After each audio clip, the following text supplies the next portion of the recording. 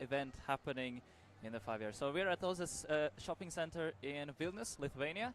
We're finally about to start. Originally we were planned at 2, or 14 our time, but the FGC guys had the road event going on, and we let them play it out, so we're a bit delayed with that. But we are ready to start, and we're going to be on our way basically with the first map. So the way how for the first match is going to be semi-final 1. It's going to be a full Lithuanian match, Ieva, Fein, Bits, and Auris. So we're going to be using the Cup Long game mode. So that's basically going to be a mini Cup mode match per server, and per map. And players will have to win 2 maps to secure the position in their next round. So the way how the matches will work is that there's going to be only 30 points limits, but the points will distribute it with 10, 5, 3, and 2. And the limit is going to be 30 points. So if a player gets finalist and win the round, they will secure a map, and they need 2 map wins to secure to go to the next rounds, and they will play till 2 winners. So it's a bit of a different format. It's going to be something that you don't really usually see in events, but it's going to be something interesting and fascinating to witness as well at an event like this. So the first semi-final we start off. As you see, we have all players are representing by some kind of team. A bit of a modern and a bit of old school as well. We have S7 as well. Fein has been a player. Got to chat with him as well. He was an active player in the early 2010s, and after seeing that there had been a lot of interesting events going on around the Baltic scene, and have decided to come back to the game. But so far, actually, a very close round. Auris is definitely looking as the favor. Has a really good, very good improvements during the last few events. So we'll see how it goes. So definitely one of the favorites for the event. Bits has been looking pretty okayish, but he said has been not as confident as some other players. But I think some of the outcomes of the event will be still really interesting. So the way how the map pack was selected for this event is that we had the Baltic Trackmania. We had 6 stages, and from these 6 stages, 3 best counts towards the 3 best performances count towards the final standings. And from that we got the top 6 players who qualified, which were Auris, Ziren, Karluki, Marcelli, Morioka, Ieva, and Bits, and also Fein, who came from the last chance qualifiers from this event. But yeah, so far first entry round was won by Auris. So as you see, a very unusual and very unusual placement so far. With the points repartition, Fein was leading round, but not too bit of a light mistake due to that. Yeah, I saw notice that the audio issues there, and we'll notify the production guys, so they'll be getting in touch with that, so try to make sure that the stream is up and going properly. So Ieva and Bits currently have a pretty close 1v1 so far. We're gonna have a bit more relaxed approach in terms of the production and commentary of the event. We might get more maybe some players appearing afterwards as well. Auris secures another 10-pointer. Yeah, so basically, in theory, you can win a map with just 4 rounds if you dominate the map. And that kind of gives you the possibility for that. So there's an interesting thing with this game mode, which is the classic Nadio incident. It does say 31 points, but it's actually 30. So it's like an interesting thing with this game mode, because it's not that oftenly used, as it was modified for a bit for the last few events. First it debuted in the Latvian League, and that now it's also for the first BTL as well of the year. Definitely. Oh yeah, it would be awesome if you guys, if you have like any technical issues, notice it on the broadcast, would be nice, and then I forward it towards the production guys afterwards as well. But yeah, Auris so far looking a very clean start of the match. Obviously, as most people said, that semi-final 2 from the upper rounds will be the one that's going to be way, way, way closer. Yeah, and Kem is today as a tourist. He's not going to be fixing stuff, so you can't... Kem is not going to be here to fix anything, sadly.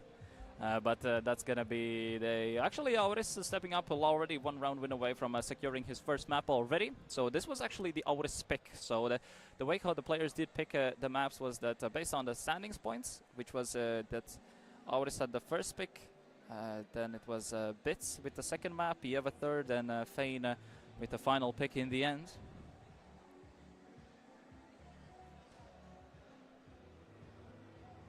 You can surely yell him, it's all good. Alright, Bits this time with a small opener. Has a light advantage. This is one of, I would say, a bit more cup of the day you like of a map. Speaking of cup of days, one of the maps that actually is in this map pool did appear as a cup of the day by somehow. None of us were ready. I mean, at that period, ooh, Bits with the no slide. Gives a good opportunity for Auris to close it out, his first map already. And maybe, oh, this pretty close round. Close back already, and looks like it might be Auris snagging it. Yes, and very good round, but Auris is the one who does secure his first map win and move on. Actually, would be awesome if you guys notify what is currently the audio issue. Is it just no game sound or something like that? That would be awesome. So yeah, the first map is secured for Auris. And now we go to the previously track of the day.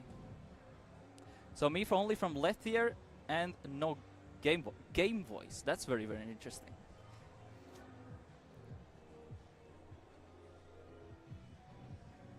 Also, Samba de Brazil. Yes, there's a Just Dance thingy. There's on next to us, so that's why. There was one girl who was dancing for like 3 hours at the Just Dance booth all morning. I won't say I haven't been noticed that, but that was I didn't expect that. I remember myself and some others went to the shopping center. We walked around, did some yapping, and she was still dancing like 3 hours later.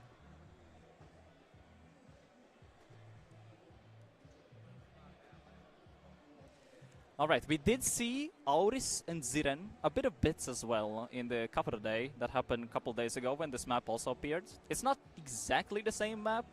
Well, it is route-wise, but scenery, there's a bit of some signs adjusted, and that's gonna... Ooh, Auris.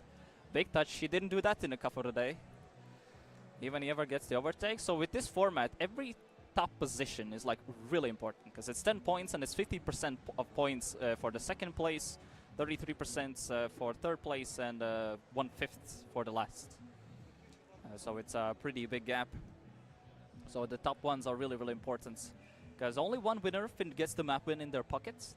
There's a good chance we get also the full map rotation being done plus the additional map. So in theory, if you get the top seeds and there's a full map rotation and you get the first pick, there's a good chance, in case the match does extend, that you get to finish off on the map that you first pick. So you can, in theory, get 2 map wins on the same map as well, which is technically possible, especially with 5 points repartition.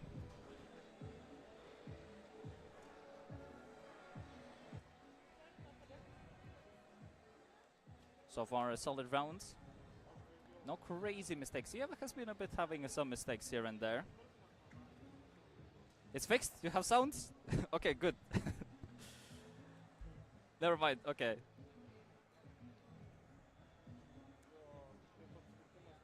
I do not know what's happening on stream side. I have a production guy behind me. I don't know what he's adjusting.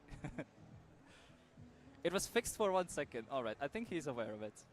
I did send him to pay attention to the stream a bit, so it's all good. Bro gave us free trial. Well, hopefully we get the full version soon. Oh, what a speech bubble. We got a full 3D effect with Feint Crash. Nah, Yek can't hear, so his feedback is never valid. Let's be real. And thankfully he didn't hear that as well, so we'll be good with that.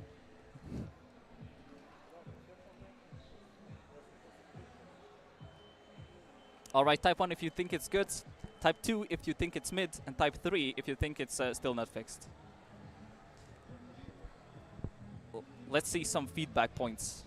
1, okay, awesome. 4, okay, I didn't have that as an option, but thank you for the feedback, Lorai.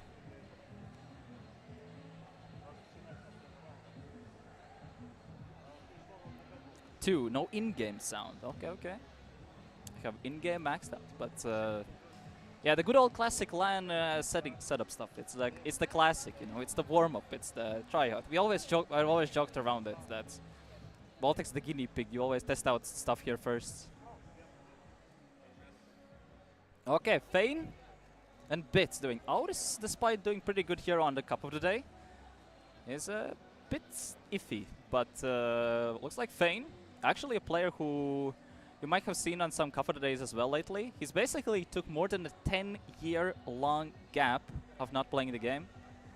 To give an idea how Fane is such an OG that he was basically quit when Chem started. So so that's a pretty long time, and he joined once again like a couple months ago, and looking pretty solid as well. He did manage to get to the final event at in the last through the last chance qualifiers. Did manage to. I don't think he managed to get Division 1 in any of the league stages, but he did did win Div 2 multiple times.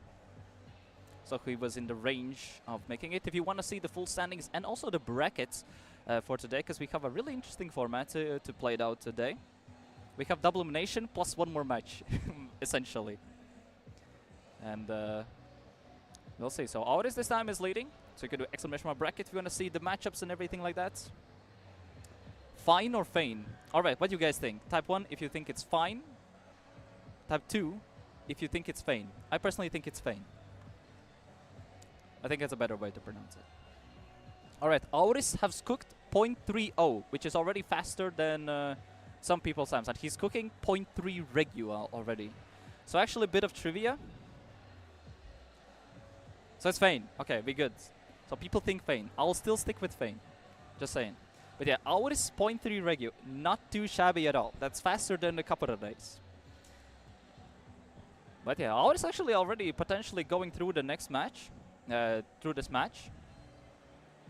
Like, if you are really good at specific maps, that's kinda, you can go through these matches. So, how many map wins? 2. So you need 2 map wins, and we play till 2 winners to advance. We're gonna play every single match except the very grand finals. Grand finals is gonna be a 1v1. So there's some people who actually, you can be like really good on one map and you can close it out. So it's like a really new dimension of playing it. So, and it's gonna be a new approach how we do it. As I said many times, Baltics is like the guinea piggy region. You know, you gotta test out some interesting stuff. Yes, and as Quantum mentioned, is a till 3 map wins. That's gonna be the way to go. Alright, Bit's on his way to get points. Auris did DNF. So actually if you DNF, that it gives away better opportunities to get the bigger points for the other guys. As Bits now gets 10 points due to that. 0.5, not too shabby as well. Fane as well with the 0.8. People write GG, but it's not GG. Because Bit still has a way to go. As we have first double finalists of the event. So either Auris gets the win here and already puts him into the next rounds, or Bits denies and they're gonna be a 1 map win each. So actually, fun fact, this is an official Nadio game mode, but it did take a bit of modification to get it running. But yeah, this was a Kappa map. Yes, Melo. This was a Kappa map. This was a Kappa map from a couple of days ago. Actually, the reason how it got selected is that for Baltic League stages, we have like 2 random maps from MX that fit specific criteria. And this map, I believe it's used for stage 6. And not that many people actually use stage 6. And then, oi, oi, oi. Okay, someone was yelling. Yeah, Fane yelled here, IRL, due to that.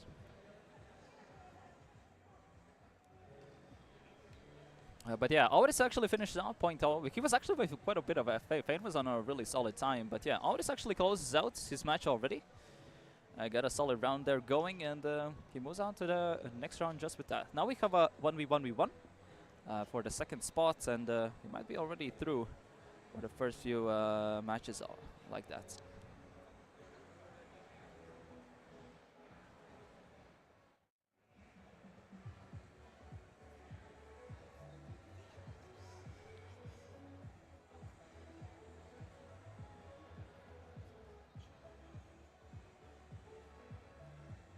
So this map that we're playing is actually used also from tournaments in very early into the TM 2020's lifespan.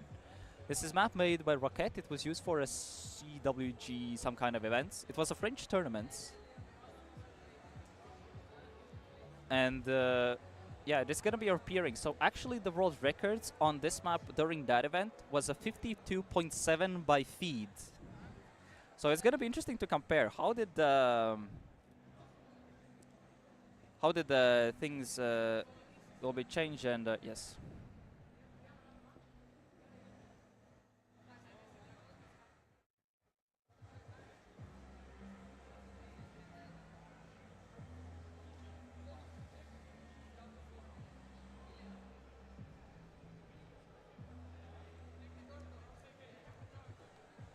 But yeah, so far looks like, since this is a more old schooly map for Fane's pockets, and looks like shining through very well from his side as well. He gets a 53.5, approximately 0.9 world records. But Bits needs a pause. We can do a quick pause, but he has no sound. You can go for a quick pause. Quick pause. Yes, it's all good. While he sets up that everything.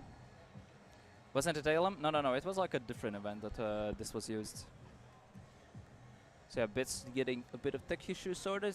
You can see him checking some stuff. He's adjusting stuff. That's usually the case for LAN events. The old classic first match is the one where you test stuff.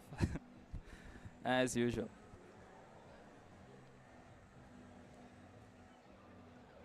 Yeah, this was like really old. This was like 2021, like something like that. But we did modify the maps. We added new colors. We added a bit of panels as well into the maps. So there's a new the sponsoring. The color scheme was a bit changed. Because this event is... Sorry? Which one? Through here?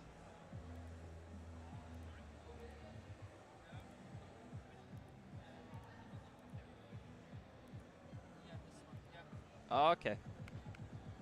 Do you guys have audio? Let's do a quick test. Type 1 if you get it. Type 2 if you're not. So we can test out some stuff. How we sort out the good old classic guinea pig match one. Type 1 if you get it. If you have the in-game sound. Type 2 if not.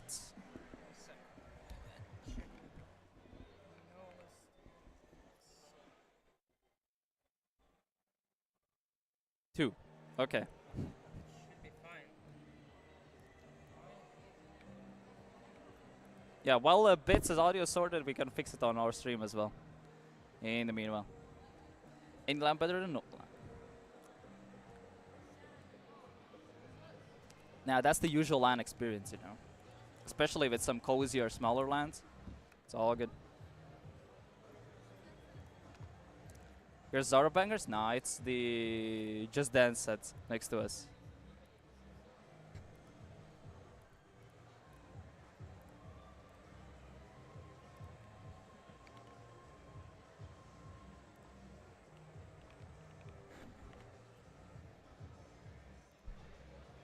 Ziren certified tech support. But is he assisting Bits? Because I can't see Bits. I see they're there from the other side of the place. Who's from left to right? So at the very, very left, there is Auris, who's like yapping with Ziren right now. Then in the gray shirts, it's Bits. Then the next person is Fane. And then the closest one to the camera is Eva. Those are the people. That's the roll call.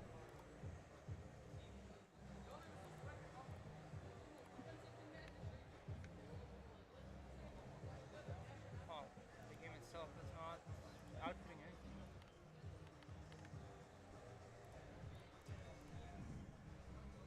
Oh my god. Nice. That's great.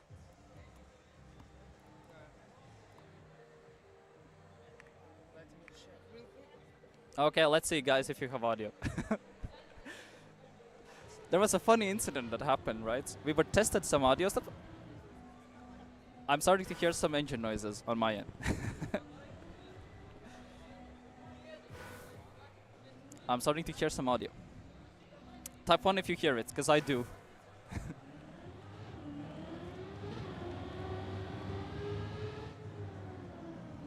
1? Alright. Oh, I hear it everywhere now. The whole mall is just the Trackmania engine. Alright. Let's go. Alright, let's go. Finally, we can move on to the next round. It's yeah, it's really loud IRL. I could like feel it. Like, the matches are happening right now in a mall. And right now it's it's like in the middle, so it's like a really interesting environment. There's like people right just like walking and stuff.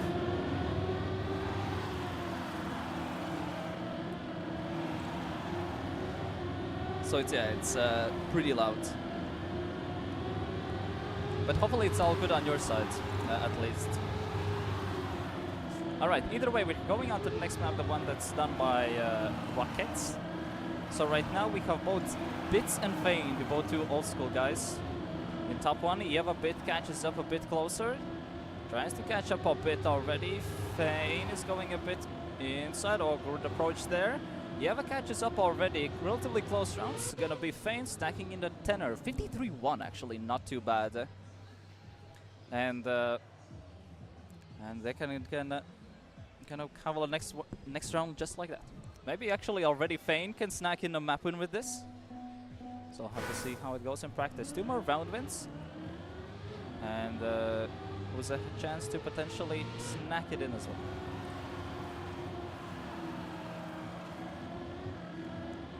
Yeah, Cam is somewhere here around sitting, but I don't know where he is precisely. Especially I have my glasses off, so I'm like super blind. Alright, Bits and Fane having a sick 1v1 for the 1v1. Bits does get a touch, gives Fane a great opportunity to snacking a tenor finally. Yeah, but now in the pool. Fane had a really unfortunate setup. Managed to avoid the touch there from the sun. Great uphill from Bits. Everyone's in the close back right now. Bits gets a bit better line with more extra speed. Gets a light air time, but good speed there as well. Really risky round. Has to readjust quite a bit. Fane is still ahead. All Bits really inside. But it's going to be Fane snacking in the tenor. Actually solid round. 0.3, 0.4. That's pretty solid. Put on glasses. People were suggesting that I do a full eye surgery, but no thanks. My sister completely scared me about having an operation, so no.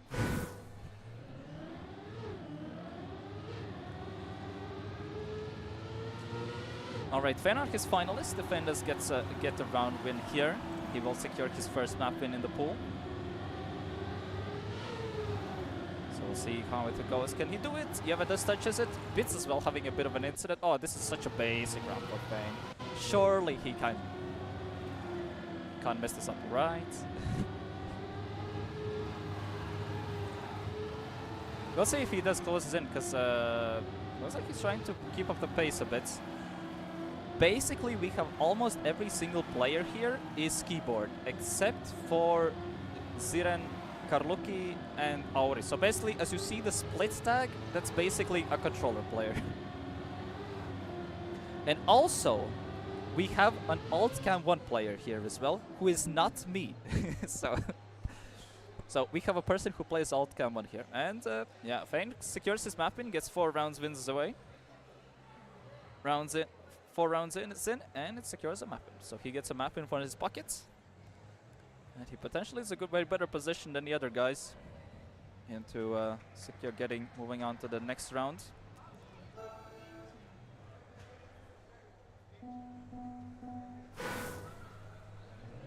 So this map is by Verde, by Kuma, and SQLC.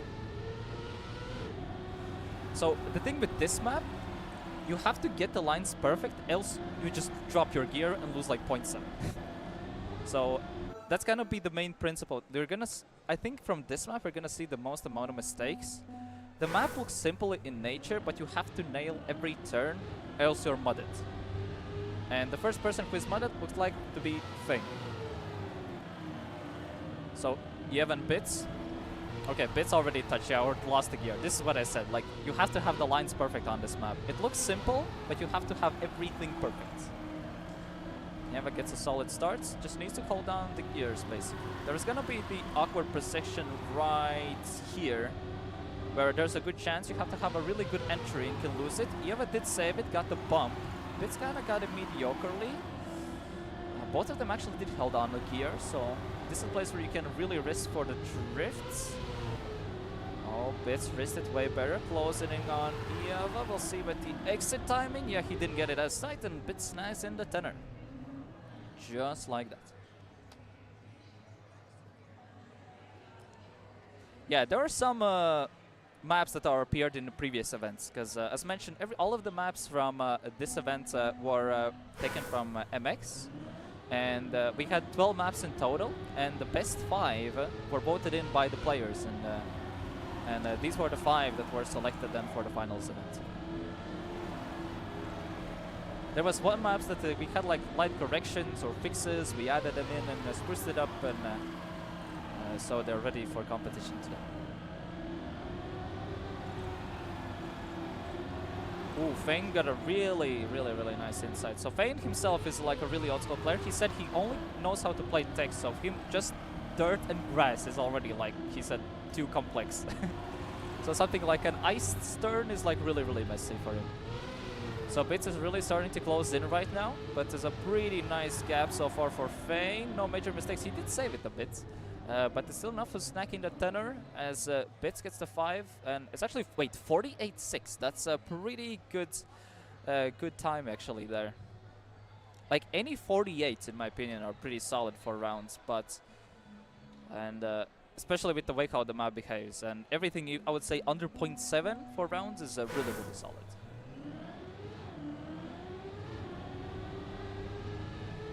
By the way, how's the audio for you guys now?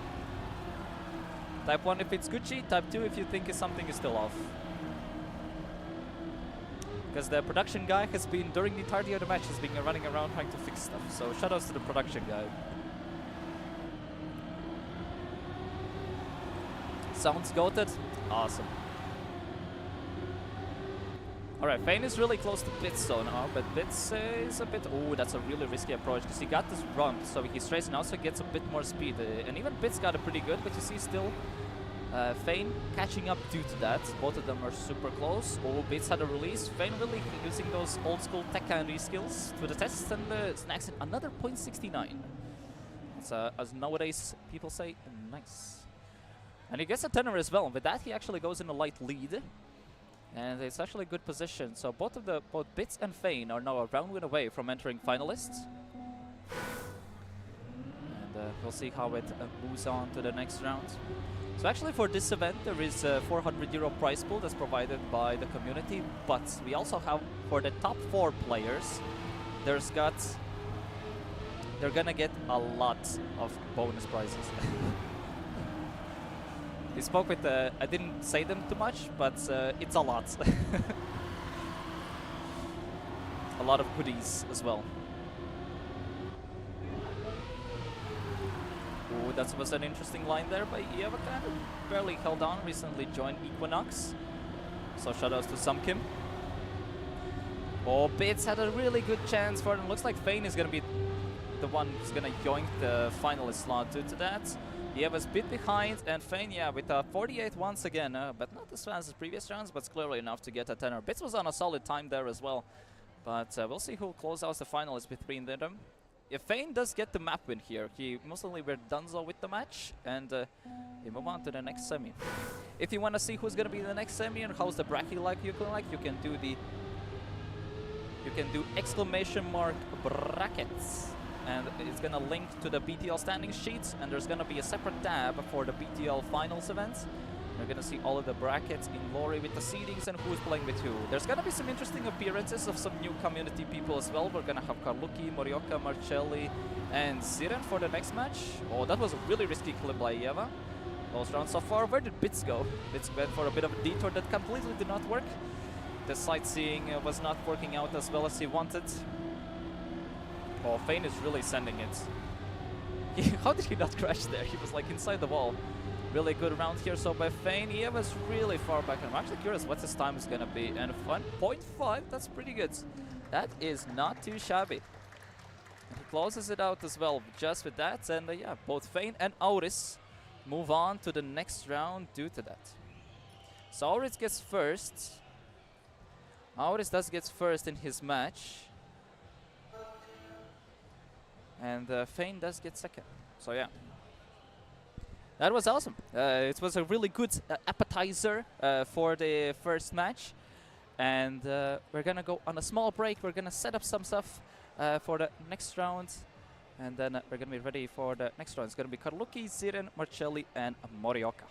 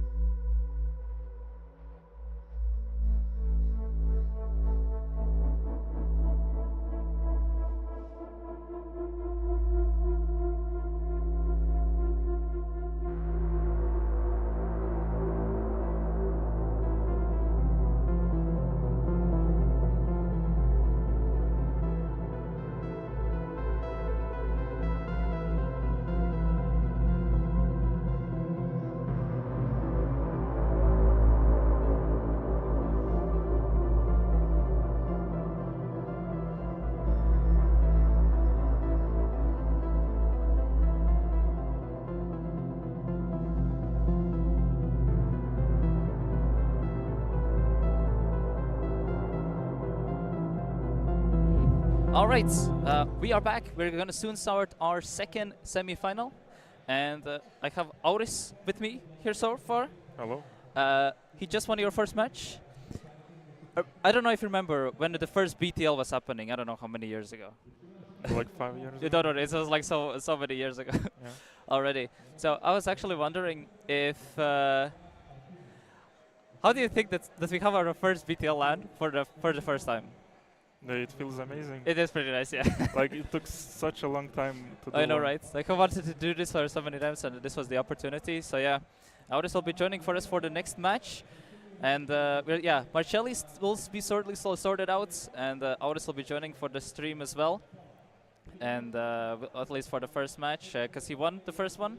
Also, Auris plays really good in the Red Bull event, at least in my opinion.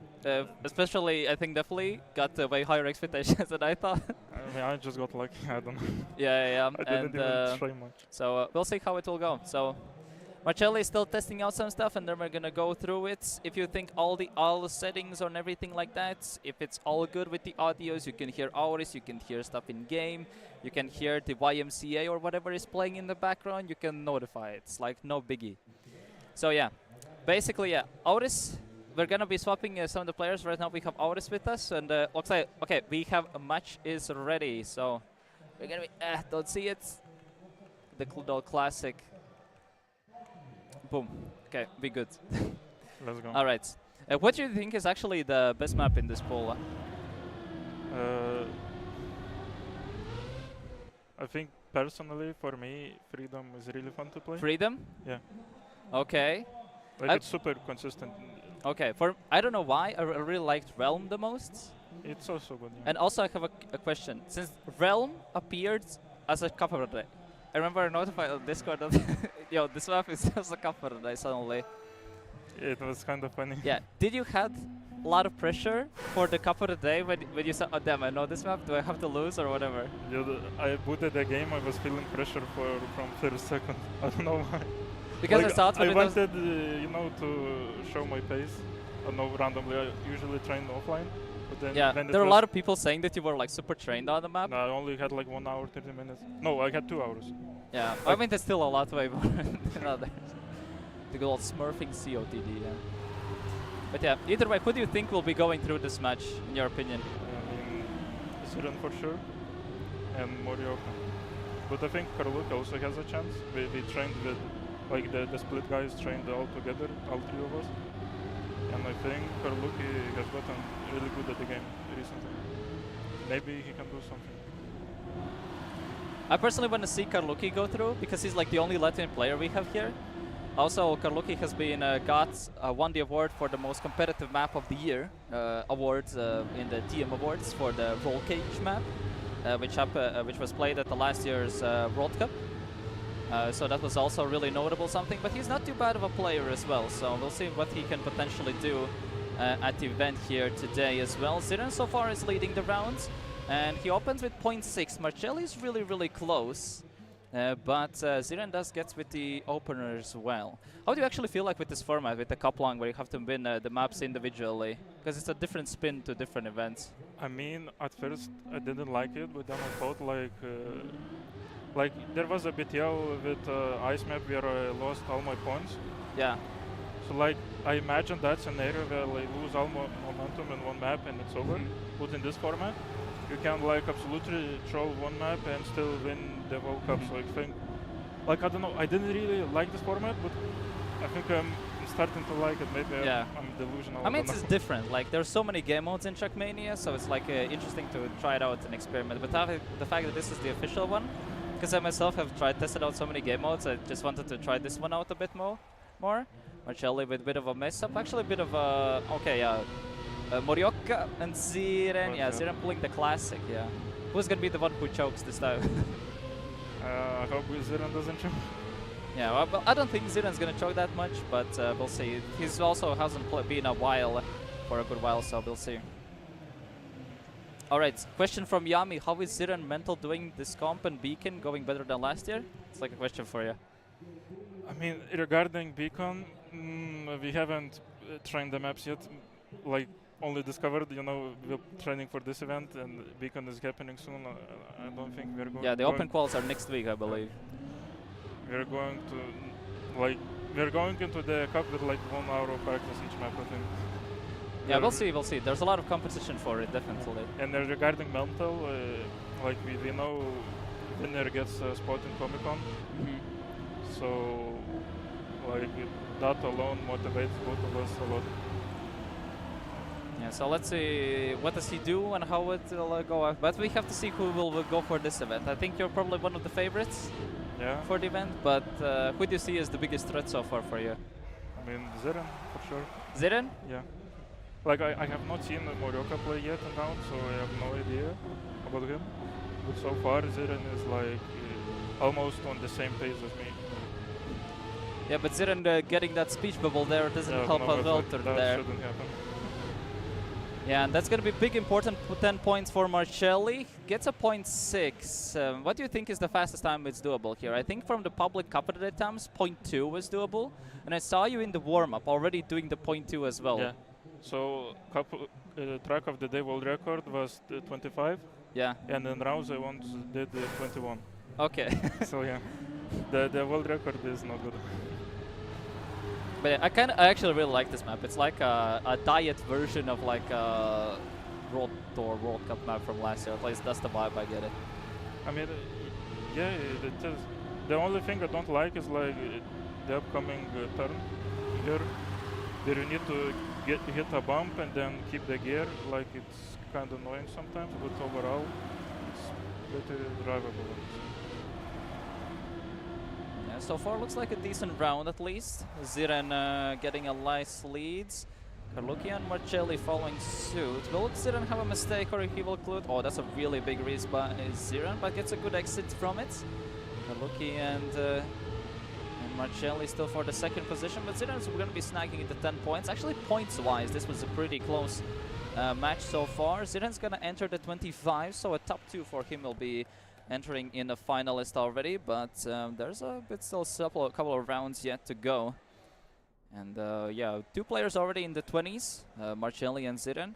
Yeah, Morioka is lately for the Baltic events. He was always farming the Baltic events, but the last few times he has not been up to par.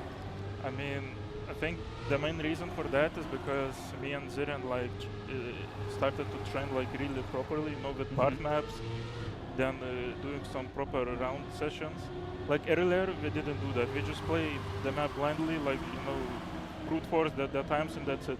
But nowadays we like take it like almost as professionals. We properly train the part maps, the full map, then rounds like. And you can see that in the latest quality as well, starting from the last few events as well. Actually, really close round so far. Marcelli, Morioka, and yeah, Ziren as well, a bit falling down the list. It was someone else. Marcelli's really close. Ziren, of course, at the bottom. So Ziren's not gonna enter finalists this round. Morioka, though, gonna catch up the 10 points as well. Karluki as well. No one's finalist yet, but they believe anyone who is gonna win the next round is gonna enter the finalist this time around. Looks like this map is any for the taking. A lot of players actually had I spoke with Karluki and he mentioned his peak time was a 0.3 on this. That he's doable 0.30. So there's a good chance. Guys, if you want to see Cam on stream, we can get Cam on stream. Like, we have no issue maybe for some next upcoming rounds. Cam casting, do you want to hear that? I don't think that has ever been done. We can snag him afterwards.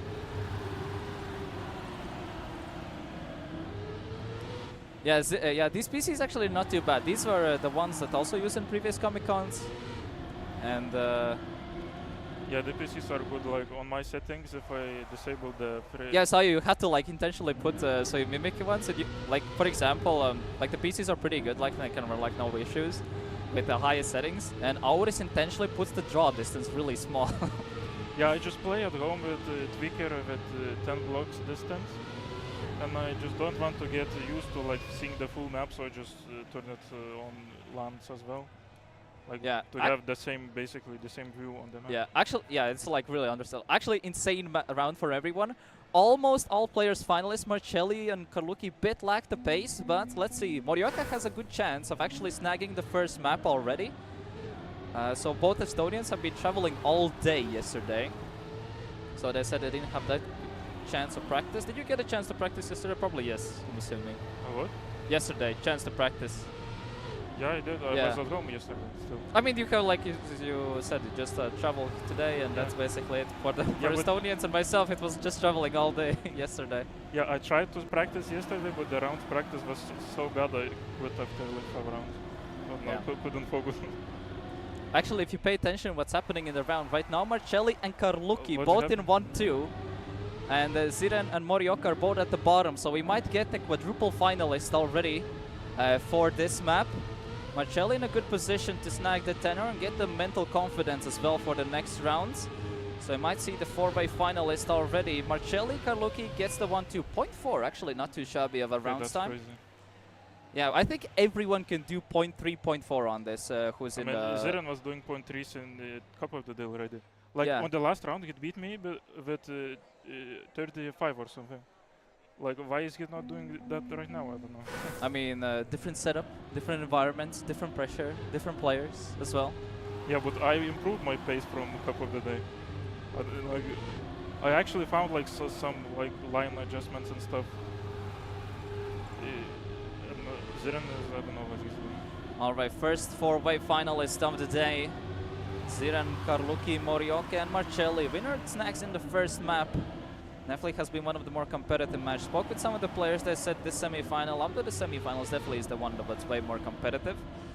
Marcelli not with the best start, a bit of pressure kicking in. Ziren actually, despite having a bit of yek rounds here and there, some decent rounds there, actually currently right now in the lead. We'll see if he choked the end or not. So far looking good. Carlucchi gets some good speed though. Will it snowball enough for the very end? Doesn't seem like it. Ziren has enough a good of a confidence lead. Bit of an oversteer by Ziren, but I don't think that should be enough to have any change unless the touch. And Nice Ziren time. secures actually really good times. 0.4 as well. That's not too shabby. That's how it's yelling Ziren. Yeah, and Ziren gets the first map from the finalist and gets his first point in the pocket. I actually didn't expect this to be that close. Yeah, all- like all everyone's four actually was finalists, what? doing a solid pace. So the next pick is by Carlucchi and it's Verde by Kuma and SQLC. I believe this map was also used in an STT, which is a different tournament as well. And Wait, this one was played in a tournament? yeah, The world records are Pollenster as well. And technically now Realm as well in the Cup of the Day. So Yeah. so 3 of the maps have been like played the tournaments beforehand. 1 by accident, 2 intentionally. That's what happens with the random MX draws usually with the maps. That's the classic. Actually, the only world record that is good is on the tech map. Yeah. I forgot what it's called. Pollenster, yeah. By That world Rockets. record I couldn't beat. But all the other ones were Feed, I believe, had the world record. Yeah. Yeah.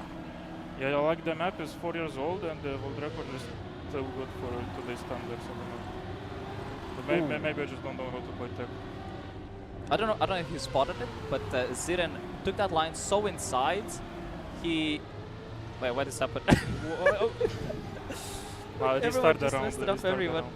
Everyone messed up. Well, the thing with this map is as soon as you don't get one line properly, you just instantly lose the gear. And... oh, Ziren? Oh, Ziren snagged it at 50.5. Yeah, definitely not what we saw previously. We saw 48s consistently done by Fane last time. Actually, he did 0.6s, I don't know if you noticed. Yeah. I did 0.6 in the group stage match in like grand finals. And what do you think you'll be last able to round. do here?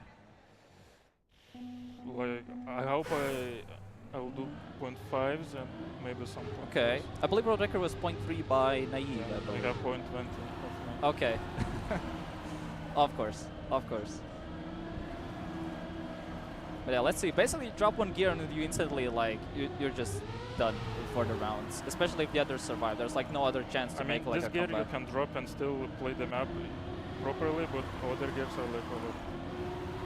Oh, that was Ziren with the early clip. So as soon as, yeah, but he clipped this time.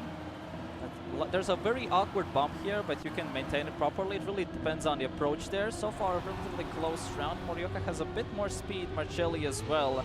Carlucchi is sandwiched between the Estonians. All better approach from Morioka and Carlucchi. We'll see for the end. Set up really close round, and Carlucchi snags in the tenor. 48 days, solid round from everyone. But yeah, Karluki gets the tenor. And yeah, again, I think we're gonna have another close map. A different person, different positions. Once again, are starting to go all over the place. What do you think of this map I in think general? like it's pretty good as well. Like I would put this map on the same level as Freedom. Like I also like this one a lot. Like basically, all of the maps are kind of playable for me except the tech map. Like I cannot find consistency with that. Yeah, Fane was looking really good on Poland's there. Yeah, there was actually during the stream today we're gonna have a lot of the different players coming in and joining for some of the matches. I'm gonna try to get Kem as well to cast a bit or join the stream. I think that could be pretty fun as well. And basically one thing that you know, get more people either join the broadcast you don't hear or see that much. And so we get a very diverse stream today. And yeah, 0.7 gets the tenor now. Again, puts himself in the lead. He's already like 1 round win away from getting the finalists here. So if Ziran maybe potentially can secure this map as well. This map was picked by Karluki. So this is technically Karluki's pick, but hasn't been that great pace-wise. Yeah, we can maybe get Iveta as well. Since today is International Women's Day. And maybe could get her on the stream as well. Would be a possibility. Since we have a lot of like random people walking beside us, we could just grab a random person who just doesn't know what's happening and get them on stream as well. We can do that as well. Actually, I don't really like how like people walk. What's it? I don't really like how people walk in the background. Like on the second map, I crashed 2 times. Yeah. And I was out of focus because the people were refilling the monster fridge. Like there was like 5 people, like you know, moving, like hands, body, like walking, like staring. I don't know. I mean, that's the usual thing with the LAN environments. That's that's pretty normal. Yeah, but in usual LANs you don't have fridges that need to be refilled. Like in World Cup, you don't have that. I mean, World Cup we had different things. But yeah, actually Karluki now secures the tenor, not sub 48, but sorry, sub 49, but another 10 points. Ziran's still not in finalist. Now Karluki jumps in, so Karluki just needs to get top 3 in a round to enter the finalist, and Ziran needs top 2, and Marcelli needs to climb out of the mud, and Morioka needs to deny some points from the rest as well.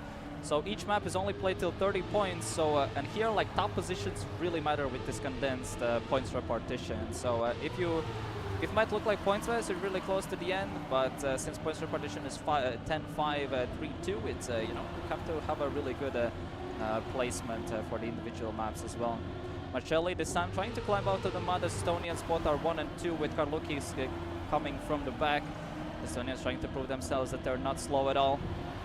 But looks like Karluki is trying to deny it, tries to close in. Very weird jump there from Karluki, loses a bit of exit speed. Ziran as well suddenly makes a small cameo appearance. Ziran actually waits. Whoa, what a round.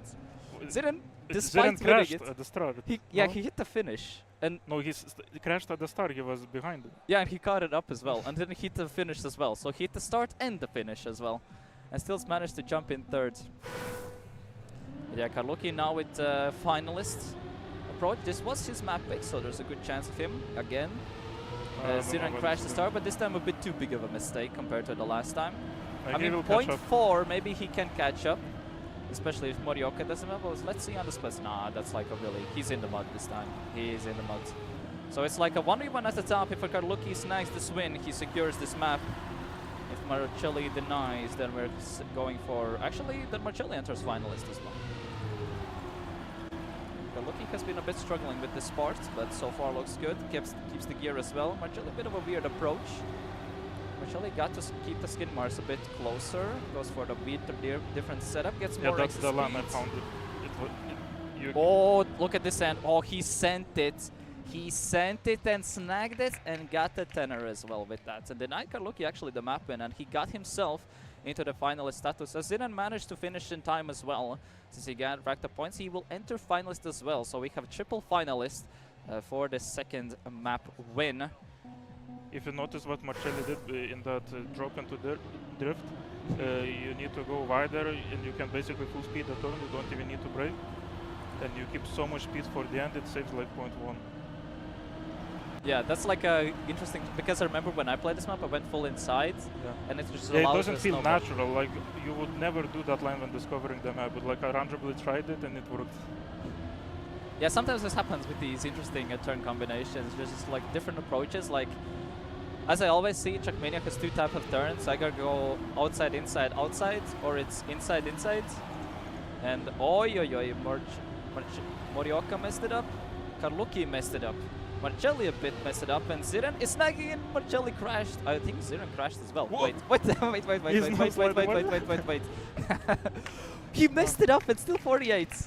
He messed it up and still 48. And Ziren actually with that secures already position in the next round. Already, just like that. That was a very weird end. He was on a really good pace then actually. Yeah, I don't know. He lost like 0.6 or something. No. Yeah, Like 0.6, maybe that 0.5 node looks drift like was that. so bad. Yeah, like it dropped in the lot. It's still 48 with that. Okay, so Ziren is now through the next round. So now we have a 1v1v1 between Marcelli, Karluki, and Morioka. Each of them need 2 map wins. So this can end in 2 maps. This can potentially end in let's do map 4 maps. So either 2 or 4 maps. That's the minimum from now. And we'll see who will do it. From the way how the match was, how do you think was the second favorite here from this matchup? It's kind of hard to call because people are just crashing like in spots they shouldn't crash. Like it's so hard to call. I don't know. Like everyone is on the same level because one player crashes one round, the other round the other player crashes. But I hope Karluki wins, makes it because we want to have split top 3 in this event. Oi, Karluki, a bit of a clip. Marcelli suddenly goes at the top. Both Estonians now are going playing for the tenor. I don't think there's that much places to gain. I think with the lead that Marcelli has, it's mainly just keeping it safe and consistent so far. Morioka trying to gain up a bit, but doesn't seem like it. No big major position changes. He did manage full send, outside bump, and Morioka snags it just like that.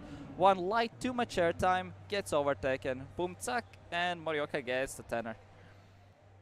I mean, honestly, we saw, I believe, 53.0 was done by Fane. I saw previously Marcelli was on a decent pace. He was on 0.0 pace, it looked like it.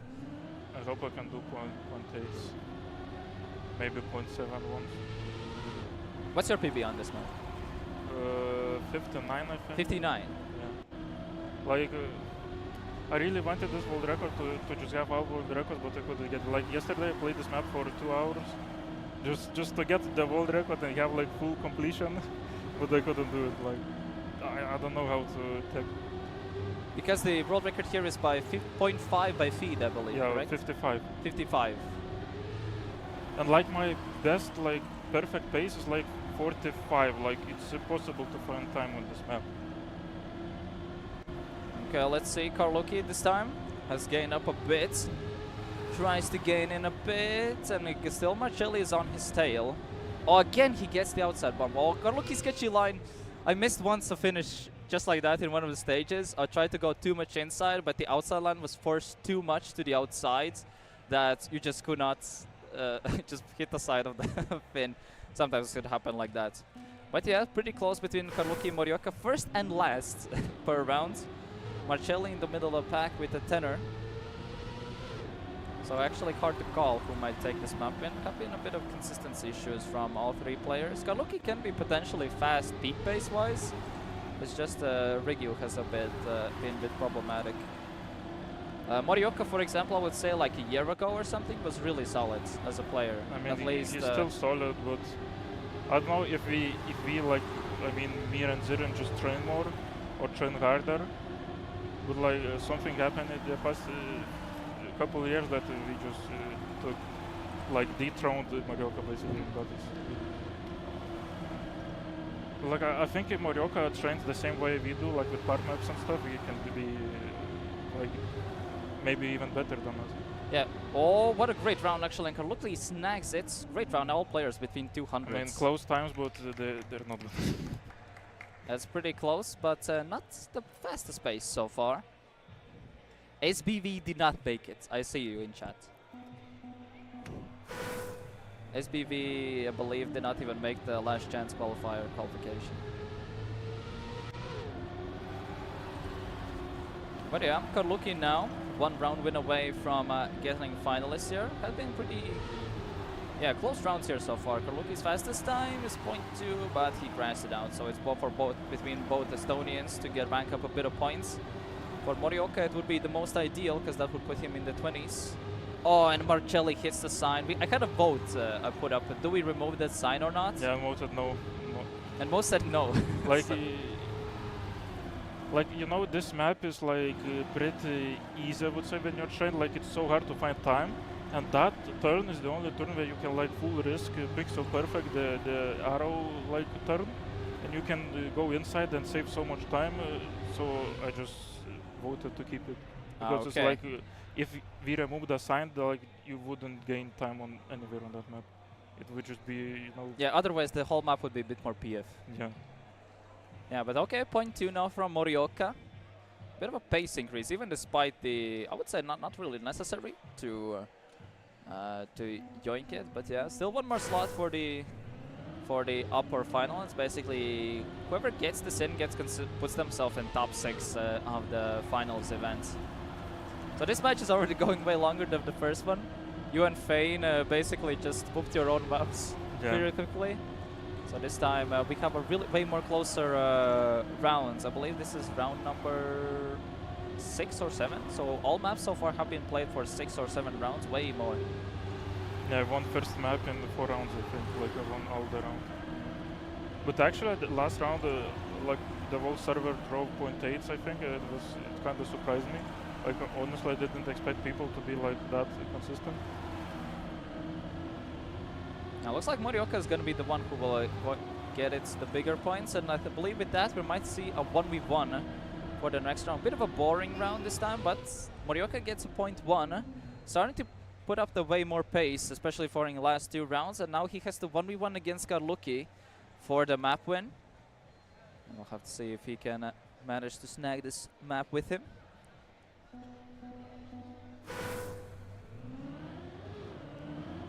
So who will get the map in? Have been a bit close. Marcelli is a bit out of the match on this map precisely, so maybe Marcelli can snag it, but even if he snags it, he's going to be at 29 points, so it would be still another round for him to have some kind of say. But right now in this round he's pretty close. Morioka is only 0.1 behind, got a really unfortunate bump there, but still kept the gear even despite the bump.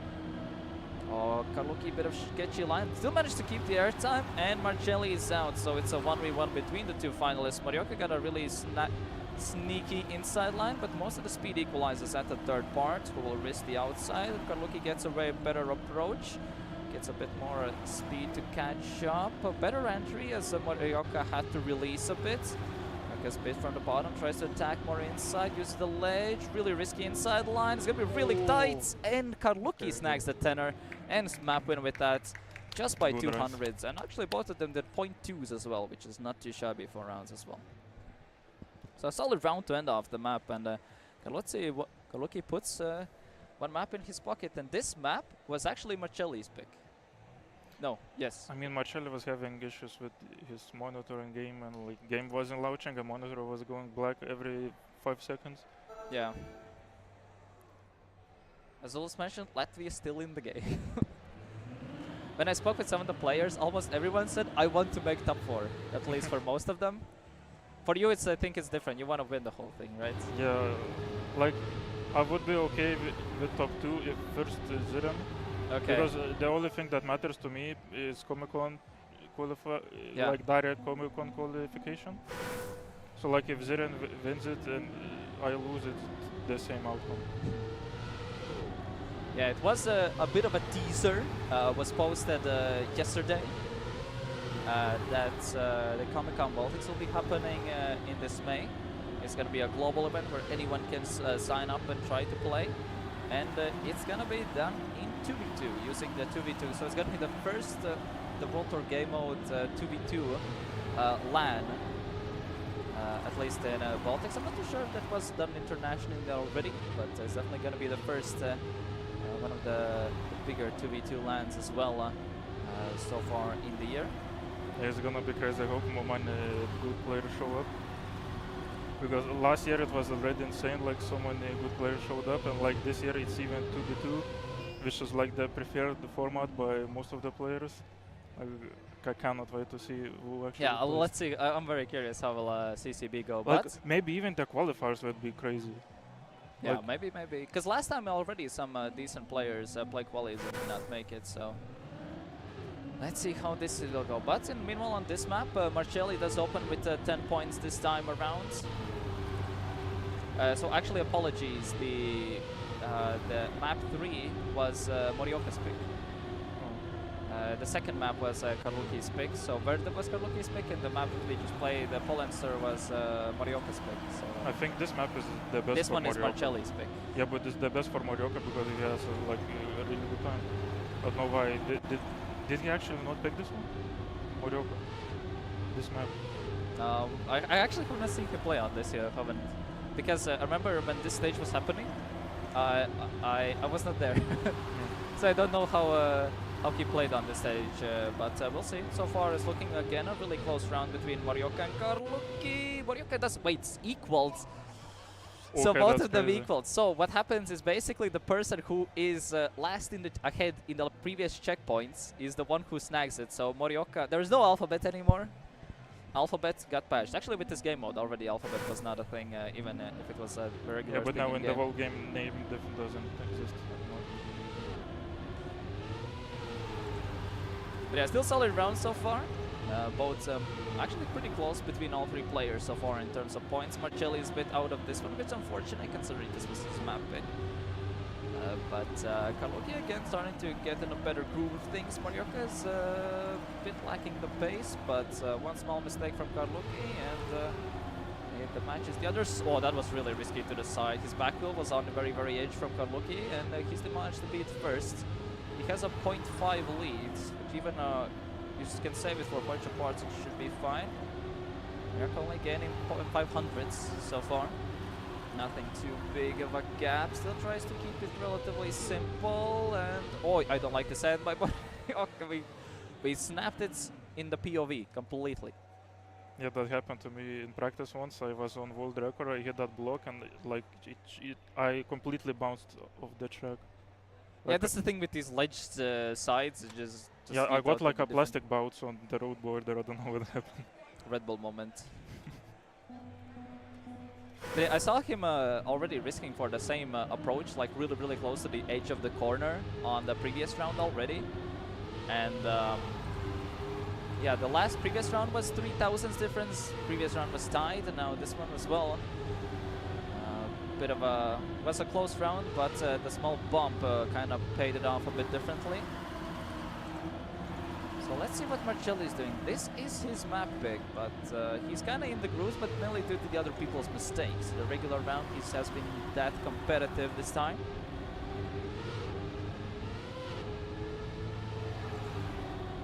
Yeah, we might get, most likely we'll get Ziren for the next match a bit.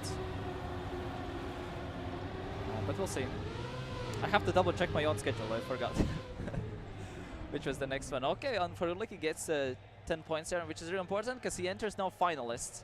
So if Karluki does take this one, we're gonna be done with the semi, and then we're gonna go to the next match afterwards as well. So just one round win away, and Karluki can secure his position into the top 6 already.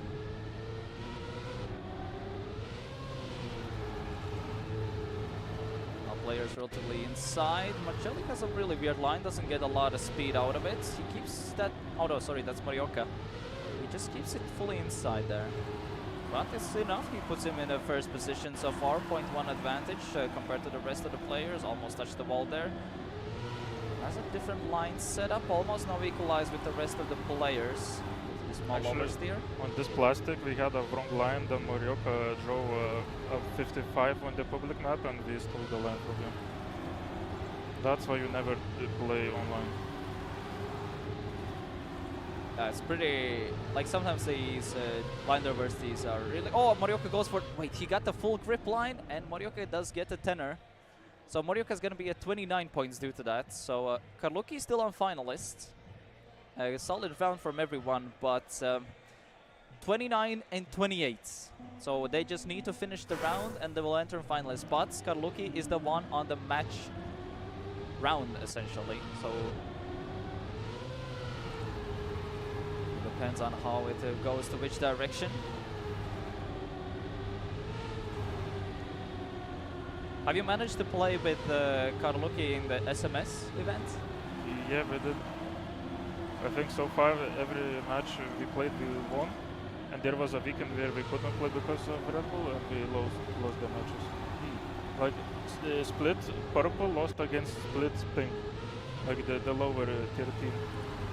So it's kind of fun. Looks like Karluki is in a good position so far.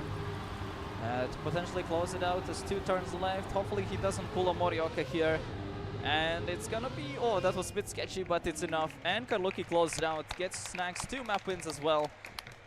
And both Ziren and Karluki with that move on to the next round. If you want to see the bracket, you can do !mark bracket. You're gonna see the full standings and everything like that. So with that, we have Ziren in first, Karluki in second, Morioka third, and Marcelli in fourth. So we have both of the Estonian players are in the lower semi together with Bits and Ieva.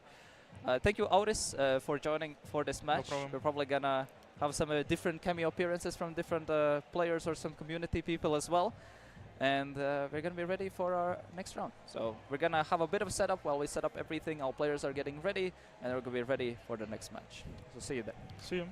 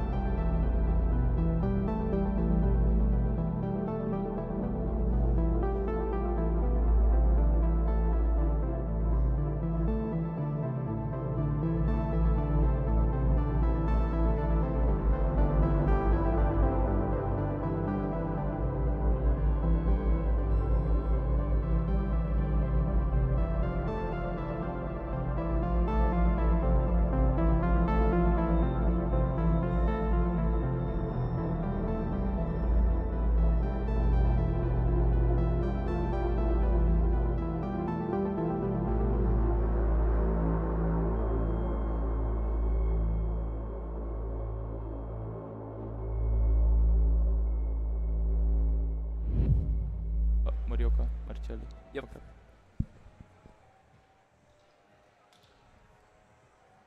Yeah, we're waiting. Okay, awesome. Now we'll the good old classic production issues. All good. It's like it's not a LAN if we don't have production issues. It's like it's a completely normal. Either way, we're finally here with the Baltic Trackmania League LAN finals. But this time we have the lower round. So this is the elimination match. We have 4 players. We have Marcelli, Morioka, Bits, and Ieva. So the bottom 2 players from this match will be eliminated. The top 2 will move on to the top 6. And for this match, we had a cameo appearance of Auris. This time we have with Ziren. So Ziren is going to be assisting with a bit of a commentary, go a bit of a yapping as well in the middle. This cast is kind of a split cast as well. It's Yeah, we'll see. It's not really a cast. We just yap around while we have the game in the background, essentially. okay. Yeah, but basically we're going to be ready to start, and we're going to wait for the matches when the players are ready and we're good to go. I actually didn't expect Morioka to lose. I thought he's gonna be stronger, but I guess he didn't prepare for today that much. Maybe the times driven in the Cup of the Day kind of scared him and demotivated him to play. I'm not sure. Yeah, we'll see what happens in a match. I think last LAN he played was like in 2022 when it was like Telia LAN. I remember in Tartu. So it has been a while for playing. And for the first map, we're going to go on Realm. I believe you're very, very familiar with this one. It was also appeared in a couple of days out of accident. And yeah, so basically the way how the format works is the players, there's 5 maps in the map pool. The players will do like a round, and based on their positions, the first person gets 10 points, second place gets 5, third place gets 3, and the last place gets 2. And basically, when they reach a limit of 30 points, they will enter finalist status, and the person who wins a round with the status secures a map. And they play till 2 map wins, and we play till 2 winners. So the people who don't manage to secure 2 map wins are going to be eliminated from the event. So the first round as well, we have a Bits, Morioka, Marcelli, and Ieva. So all these players managed to lose their first round, and this is kind of their lifeline, let's just say like that. And let's see on the way. So good times we saw already 0.3s from yourself and from Auris as well on this map. Only a couple. I actually quite crashed a lot, and this format is really forgiving, to be honest, because you can crash and still win the game, as you could see last match. We already have like 2 crashes. It's not an easy track. I think it's one of the most complex ones. There's wood, there's no stair, there's no brakes. So I feel like this as a competitive track is the best one for sure, and I'm not surprised it got picked for Cup of the Day. I mean, I took the free win, so I mean, I thank Nadeo for it. I won against Auris actually in the finals. Maybe he will redeem himself today if we end up in the grand finals. Yeah, it was like when it was like the Cup of the Day qualification, there were 2,000 players and there were 5 Baltic players in the top 10, I remember. Yeah. And yeah, it was pretty interesting when that happened. So either way, basically, one of the favorites is probably Morioka and Bits from these 4 players. Bits had 3 Baltic Trackmania League wins in his pocket, but those are from a really long time ago, from 2020 and 2021. Morioka as well has a Baltic League win. That was in 2021 season, I believe. I'm not too sure, but I feel like the skill level has definitely increased after Bits has won those 3 BTLs. There's more and more players from Baltics that are absolutely insane, and I'm really glad to see that. Oh, big crash. Yeah, basically had a bit of a light mess up there. Morioka's in a good chance to snag the 10ers, especially because he got a previous round win in his pocket as well. So if he snags it, he's already like 1 round win away from entering the finalists on this first map. Yeah, 0.5. Yeah, and a 3,000s difference from Marcelli and Ieva. 0.5 is, I believe, 0.3 from the world record as well. Yes, a bit more, but yes, 0.35. From our offline world record, a bit more. I'm not gonna spoil that. What's the offline world record? I mean, it could be way lower. I'm just gonna say it can be 0.0, but it's a bit high. Okay. I understand. I'm not gonna spoil it. Maybe after the event. Okay, the good old class. So basically in Trackmania, most players, when they prepare for events, they hide their lines, hide their times, just to keep everyone in the unknown. And in terms of pick phases, then start to confuse the other opposition as well. A free round for Ieva. Yeah, we'll see like a light mistake from Marcelli, Morioka and Bits as well, with a mistake on behalf of the most amount of mistakes so far compared to the rest of the matches we saw early on. as most of these players did manage to take the L, let's just say like that. None of them got in the map win as well individually in this LAN phase of the event. Yeva so far currently is leading by 0.3 of a second. I don't think Marcelli can catch up unless Yeva does a light mistake, so that should be really important. 10 points for Yeva. Marcelli as well, that should tie up their score on this map, as Morioka only gets plus 3. And Morioka now needs a map, still needs to keep the map win, round win to put himself in the finalists, so he does get to keep that advantage into some kind of point at least. Yeah, there's only one Latvian and he already qualified, and we have like Estonia versus Lithuania again. I'm rooting for Lithuania, of course. Who do you think will go through? You said Bits and Morioka? Bits and Morioka in terms of seeding should be the favorites, but we'll see what happens. Marcelli as well lately has been putting a lot of practice in it, has been starting to get better at the game as well with that. Especially for Baltic events, he has always take them really seriously, and we'll see what happens. So he can be a bit of a wild card due to that. Yeah, we haven't seen too much of a pace competition-wise doing, but can do some stuff due to consistency. We have a base, both Lithuanians in 1 and 2. There's different approaches here, as you saw. Some people go wider for more speed, and some people go tighter for faster line. Me personally, I just play on the situation. It usually varies. This line is the best if you go tight. That was discovered by me not too long ago, like personally, when Auris crushed my offline time. Okay, Bits, very close round. Yeva and Bits, Lithuania on top. Let's go. Let's go. 0.7s.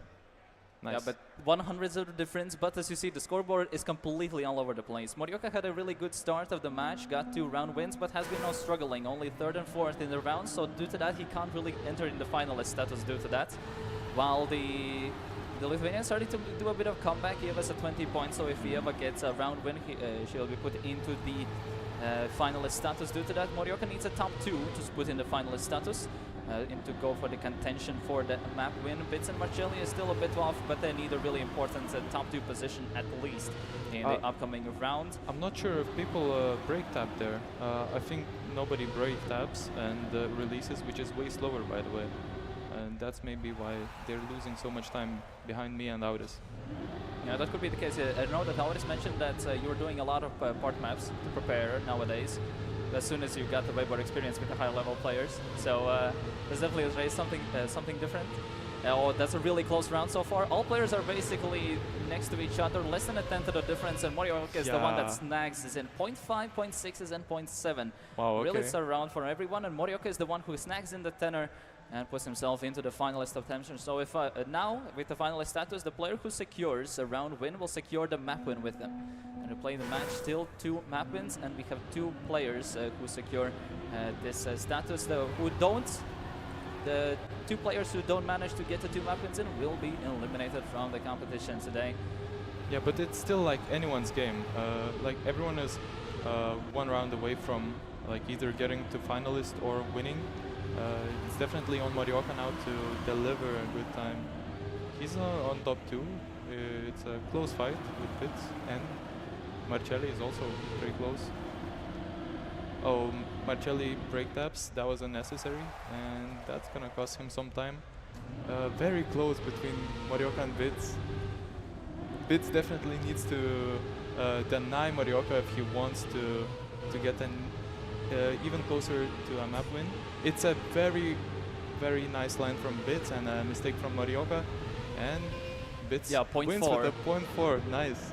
That's a very good time. Yeah, there was actually Morioka did land the no steer a bit too late, so he barely had enough room because you can't steer it during the no steer section. Yeah. And yeah, he barely survived it. That's why he had such a wide line. Due to that, he could not correct it. So we have double finalists. So it's a bit of a do or die between Bits and Morioka due to that. Yeah, that mistake from Morioka, it's I don't blame him because you really do need that exit speed. It can give you a lot of like time and a win. I think if he managed to do that line, he might have even sniped Bits. And now we have double finalists. So it's a relatively close round. Marcelli is only 1.2 behind, while Ieva, Morioka and Bits are in between 1/10 so far. bit. Morioka is the one who currently is leading with but only half a tenth. Yeva is right there to catch up. A bit of a readjustment with the line from Morioka, and both two finalists between a duel between the Lithuanian and the Estonian for the map win, as the Morioka goes for the early release that allows a bit more exit speed at the end. Ooh, bad line by But Bits. the Bits bit messed up, but Morioka has a tiny bit better line, but a really bad wood there, so has no chance, and this should be unless something weird happens, and Bits does secure the let's go map win. Bits. As, Point 4. And gets his first map win of the event as well, as none of these players have managed to secure a map win in their pockets, and a really good upset by upsetting Morioka, who had a really solid start of the map, but it was not enough. Yeah. So this map was actually the pick by Bits, as now we go to Ieva's map pick. So the seeding was based on the players' positions. Who placed third in their respective matches got a higher pick, and they're basically tie-break between their stage standings from the total season. So this is a Poland Star by Rocket. By the way, does this cast, or like, am I allowed to be biased? Because Yes. I'm of course cheering for the Lithuanians over here. Yeah, it's fine. Yeah, it's completely fine with that. So Poland Star was already used in a French tournament in 2021, but we got a bit of a refurbished look to it, with a bit of BTL assets on top of it. Yeah. By the way, with my match, I heard that Audis trash talked on me. The reason why I crashed so much, because these PCs are so good, like there's no lag. Please sponsor me if you can. I would like that monitor. And that's like some crashes I had were just because there is less delay here, and I just stared too early into the walls. Like I had a few mistakes like that and cost me the rounds. Okay, close round now. Yeah, no one flew off, or no one hit the side. That's kind of the tightest part of the match. As Audis did mention in the previous match that there was a vote to keep the sign or not, and most people voted yes, because it can allow you to give a chance to risk a bit more. So a bit of more old school lineup based on the dick-like sides, different approaches. We'll see who snags it in the top. Looks like really close, and it's going to be the Lithuanians taking the 1 and 2. Point 1, point 2. Between all the players, Marcelli the one a bit in the pack, but Bits again has a solid opener. We have seen so far in every single match that the person who managed to get the first map win also instantly gets the second map win as well. So we'll continue with the same pattern, we'll see. Yeah, also 53.1. I feel like players could go faster. I don't know what Audis was driving, I wasn't watching, but it was enough for Bits for now. But I feel like towards the grand finals, upper finals, it should be getting faster players. Yeah, also a crash by Bits. Yeah, as this is the lower round, so most of these players have had a loss previously. As next match afterwards is going to be the upper final, where only the winners from the semi-finals will be playing for the spots in the 4-player grand final. As the very final match of the event will be a 1v1 between the top 2 players for the grand prize afterwards as well. So Yeva currently right now leading that round. Marcelli is in second. Had a bit of a weird entry there for there. Marcelli tried to go for the same setup. Oh, he got a bit of a nose slide, didn't get a bit exit speed, but very big gaps. Yeva had a bit of an awkward approach there. Gets a 0.0 and secures the 10 points in her pocket with that. As now she's at 15 with currently leading this map win, which was actually, I believe this was Morioka's map pick actually. I saw someone in chat asking why is it 10-5. This point format, it actually allows players to risk even more for good times. I'm not sure why is it 10-5. Why is it 10-5? It's basically to have since it's only per map and the limit is 30 points compared to, let's say, a regular Cup Classic match where it's like 100, 140. And since there's like a mini Cup mode match per map, so and that's why one round win is like 100%, second place is like 50%, third place is 33%, and last place is 20. So it's like balances out. Okay. So basically a good top position is really important for a good result to secure it. We basically, during the Latvian league, we tweaked around with some of the points, and this was kind of the best outcome because it's like a unique game mode as well to use, and we'll see how it goes. As we have a decent round so far, Marcelli is the one who's currently in the lead, followed by Yeva. Yeva goes for Bits inside, but as you have to slow down, Marcelli went for the outside line, but it's still enough to maintain the lead. He gets a 0.1, close round as well. All the time top positions are just only 300s difference. And looks like Morioka is a bit struggling on his own map pick this time around. And Yeva is still in the lead. Nice. Yeah, that's like basically Yeva needs to get one round win and she will be put into the finalist status for the map contention. Bits this time around is in the middle way of the scoreline so far, with Marcelli is a bit snucking around with the second place. But yeah, Morioka is only at 8 points, so he really needs to get that round win to help I'm saying on his actual map pick. But we'll see what happens this time around. Bits having a solid start, is already 0.1 ahead of everyone else, so it's really full send the first part, 0.2 actually. We'll see if there's any goofy situations happening here. No, he got the line really nicely. It's like a really tight approach. It's actually the spaces there is way smaller than it looks due to the incline of the inclined block. Morioka gets a light touch from instantly. Bits gets a way more comfortable position for the tenor, as he can be put at 25. Marcelli and Ieva currently fighting for the 5 points, which can let's say make it the next round a bit more comfortable. And it looks like the Lithuanians will be taking the 1 and 2 with 52-9. Okay. Fastest time of the match so far as well. And Bits now is in 25 points and a top 2 away from entering finalist himself.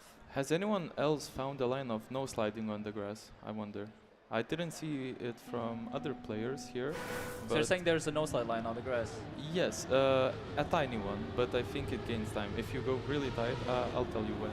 Also, this part is very like high risk, kinda high reward. I tend to risk a lot and crash a lot. Oh, a clip by Marcelli. Okay, a line here. You can go tighter and no slide here into the left, and then snap into a slide, and it's a bit faster. At least for the part maps, I was like 0.1 ahead of Auris and Karluki. Yeah, basically mistakes from everyone except for Bits for this round. So Bits potentially has like 10 points this time. But the second place can be important because if Marcelli or Ieva gets the 10, they will be put in finalists as well. So I think the real duel is between Morioka and Ieva really needs this. Yeah, because she will be put into the finalists with that. So the second place is really important. Bit secures the first. He barely got the finish, but yeah, Morioka denies the 5 points, and Bits is now on his potential qualification for the next round already. Like the pattern continues. The first person who wins the first map wins also the second one. Currently it's going on the same pattern, but Ieva is at 28, so Ieva just needs to finish this round essentially. Marcelli needs a match win, and Morioka needs to just deny as many points and try to come closer to that, because it's still not going to be possible. But yeah, looking at Bits needs to get this round win, and he will secure this map win from in this match and put himself into the lower final due to that. Or he'll be playing against bottom 2 players from the upper finals, which is going to be happening right after this match. Which currently has yourself, Auris, Karluki, and Fane. Yeah, I'm actually very surprised by Karluki. He improved a lot. I don't know if you talked about that with Auris, but I'm very surprised, and he's a part of Split now, so I'm looking forward to the next match. I hope 2 Split players will be winners. Oh, Bits! That's a big loss. And with that, both Estonians get the 1 and 2. Morioka is the one who actually does snag the 10 points, so denies everyone the points and Bits the win as well. Marcelli as well at 28. Ieva at least gets a 2, which is enough to put her into the finalist status. So both Lithuanians now need to just get the round win, and they will secure the map win. Either if Bits wins it, he will secure immediately a position in the next round, as he already has a map win himself. But Ieva will snag a map win, first map win for her in this LAN finals part of the stage. But yeah, 2 Estonians need to mainly deny the Lithuanians to allow, because we only play till 1 winner per map. So no second chances, at least on this map so far. So Marcelli is currently leading, 0.1 lead over Bits. Bits has way better exit speed, it's a bit more consistent approach, but Marcelli managed to save it up. Both of them go for the inside. Oh, what a great risky line there from Ieva. All of them are now in a small bunch. Marcelli hits the outside, so it's a Lithuania 1 and 2, but Morioka is 0.1 behind, really, really close. Ieva's really close. Morioka is really starting to send it, trying to optimize every turn. Ieva had the light correction. Bits comes from inside, gets a bit of airtime, and at the very end, oh my Bits God. by 6,000 snags the map win in the end, and he qualifies to the next round with that last overtime. That was huge by Bits. What a send. Wow. Yeah, he optimized the last parts. Yeah, Ieva looking a bit devastated a bit. But yeah, Bits now secures to the next round. We have 1 more slot for the next round. Yeah, it's still not over for the players, for sure, because none of them have map wins from the ones remaining. I think anyone could take it, so I don't think Ieva should be devastated yet. It's definitely a huge mental game as well for the competitive side of Trackmania. I used to struggle with that a lot as well in the past. now I'm getting a bit better on that as well. So based on the prediction, it was 71% was for Morioka to win this match, but looks like only 13% were for bits into the predictions. So yeah, I would say maybe potentially an upset, while bits, yes, was in terms of the VTL standings was a bit higher. Morioka was definitely seen more as a favorite due to the recency performances, but yeah, bits was the one who managed to step up. So basically now we play till 2 map wins, so only one person from these 3 advance. 2 get eliminated. Each of them need to get 2 map wins, as Bits basically speed ran through the first 2 maps. So he's done and safe with his match and put himself in the lower final. So it's between the 2 Estonians and Ieva. So we'll see. This map pick is actually by Ieva for the first opener, so we'll have to see. Both Estonians currently 1 and 2. Marcelli is leading, but didn't have the best exit speed, which allows Morioka to catch up for the first position. That slide is so bad. Morioka got it better, but it's so blind. It's I hate this map, to be honest. It's a very tricky one. Oh, that was a risky end, but he managed to maintain it. It was a really sketchy line there. 51.7, that's not bad, but it could be better, I think. By Morioka. You can definitely see Morioka shine on the tech side of this map. He gained so much time against Marcelli. Yeah, and this is also the first time when Paradox has been played at this final stage. So this is the first time we're seeing this map today. There's one part, remember when it was used one of the BTL stages where I played myself, and it was that this turn right here, I kept mixing it up because it's literally the same scenery-wise, and even the speed-wise is the same, so I get confused. But I think with them it should be no big issue. Now let's see who between these 3 players will be the one who moves on. So this is Ieva. This is Ieva's map pick. So she has on paper the best chance, but we saw that they got denied. It looks like one of them got almost confused with the lines, but nothing too crazy. Both Estonians right now with the 1 and 2. Morioka currently having the better pace so far between the players, and looks like he'll be taking it. Yeah, he gets in the line. Marcelli really tried to force it at 0.4. Okay. Yeah, that's a good starting time by to Morioka. up the pace with that. Yep, and yeah, Morioka starting to set up as he's now again. Very similar pattern as it was when the match started. Got first 2 round pins, put at 20 points already, and then it fumbled. But will it happen the same once again? What's the next map, by the way? Don't want to jump too far ahead. I believe it was Verde, which was picked by Marcelli. Oh, okay. Interesting pick. I wonder how he shines there. People are quite even on this map, though. What's your PB on this map? On this map, 50.9, I think. I think I did have world record, but then Auris came in with a faster time. This slide is the run killer for me. Oh, Ieva clipped from the inside. Oh, sorry, that was Morioka. Ieva gets actually free 10 points, basically, unless she doesn't mess up the very end, as both Estonians are, well, fitting the stereotype a bit for this round. And Ieva does get the 10er here, Morioka gets the 5. Nice. So Morioka needs a top 2. I noticed that Ieva plays with the interface off, so she doesn't know how far ahead she is, so any crashes could appear even when she's in the lead. Maybe my observation was correct, I don't know. Yeah, but okay, she's still Morioka, at the bottom, yeah. Yeah, Morioka 25 points, looking good, but with this format it's never over. But I believe it was really nicely that he got the 2 round wins in, denied the points from the rest, and now it has to, basically it's just up to away. If he keeps denying the other players, they won't get the big points themselves, and he will have way more opportunities to close out than the match. Right now Morioka got a way better inside, was very efficient with the lines there. He's almost all of the space there from those turns. Ieva's trying to catch up, gets a better inside setup. Morioka with the pre-drift, lost a bit of speed, but a really good line correction there. Ieva's now starting to catch up a bit. Marcelli is 0.3 behind, but it's a duel between Morioka and Ieva. The Morioka tech skills are shining on that slide. Yeah, he really got it more efficient, got a bit more speed, gets a better approach. Ieva goes for a bit more exit speed line. Morioka almost clipped there, and it's enough for Morioka to secure the 10er.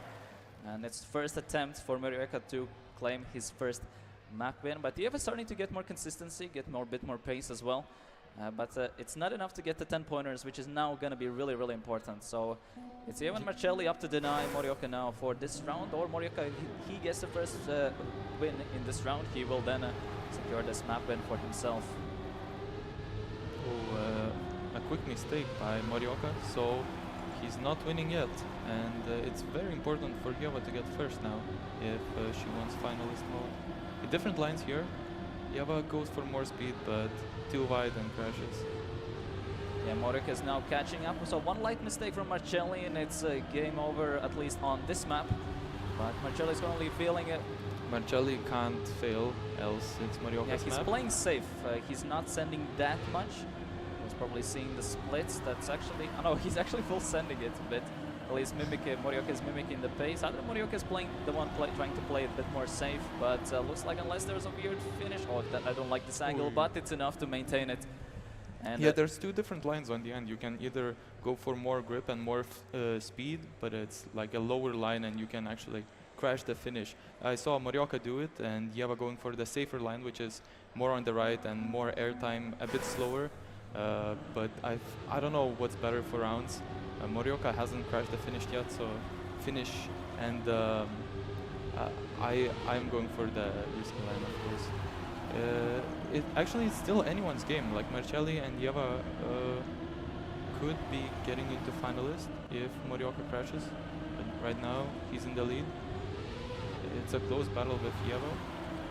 yeah, that was a really risky line there from Morioka. Ieva does get a bit more speed, but he tried to sacrifice the travel distance due to that. Ieva gets to equalize the skid marks a bit more efficiently, but Morioka's entry was way better. That Morioka gets. He even used the air. I forgot what was the name, but it like sideways twisting the car, so it land tiny bit earlier. It saves like 300s, and he even went for it.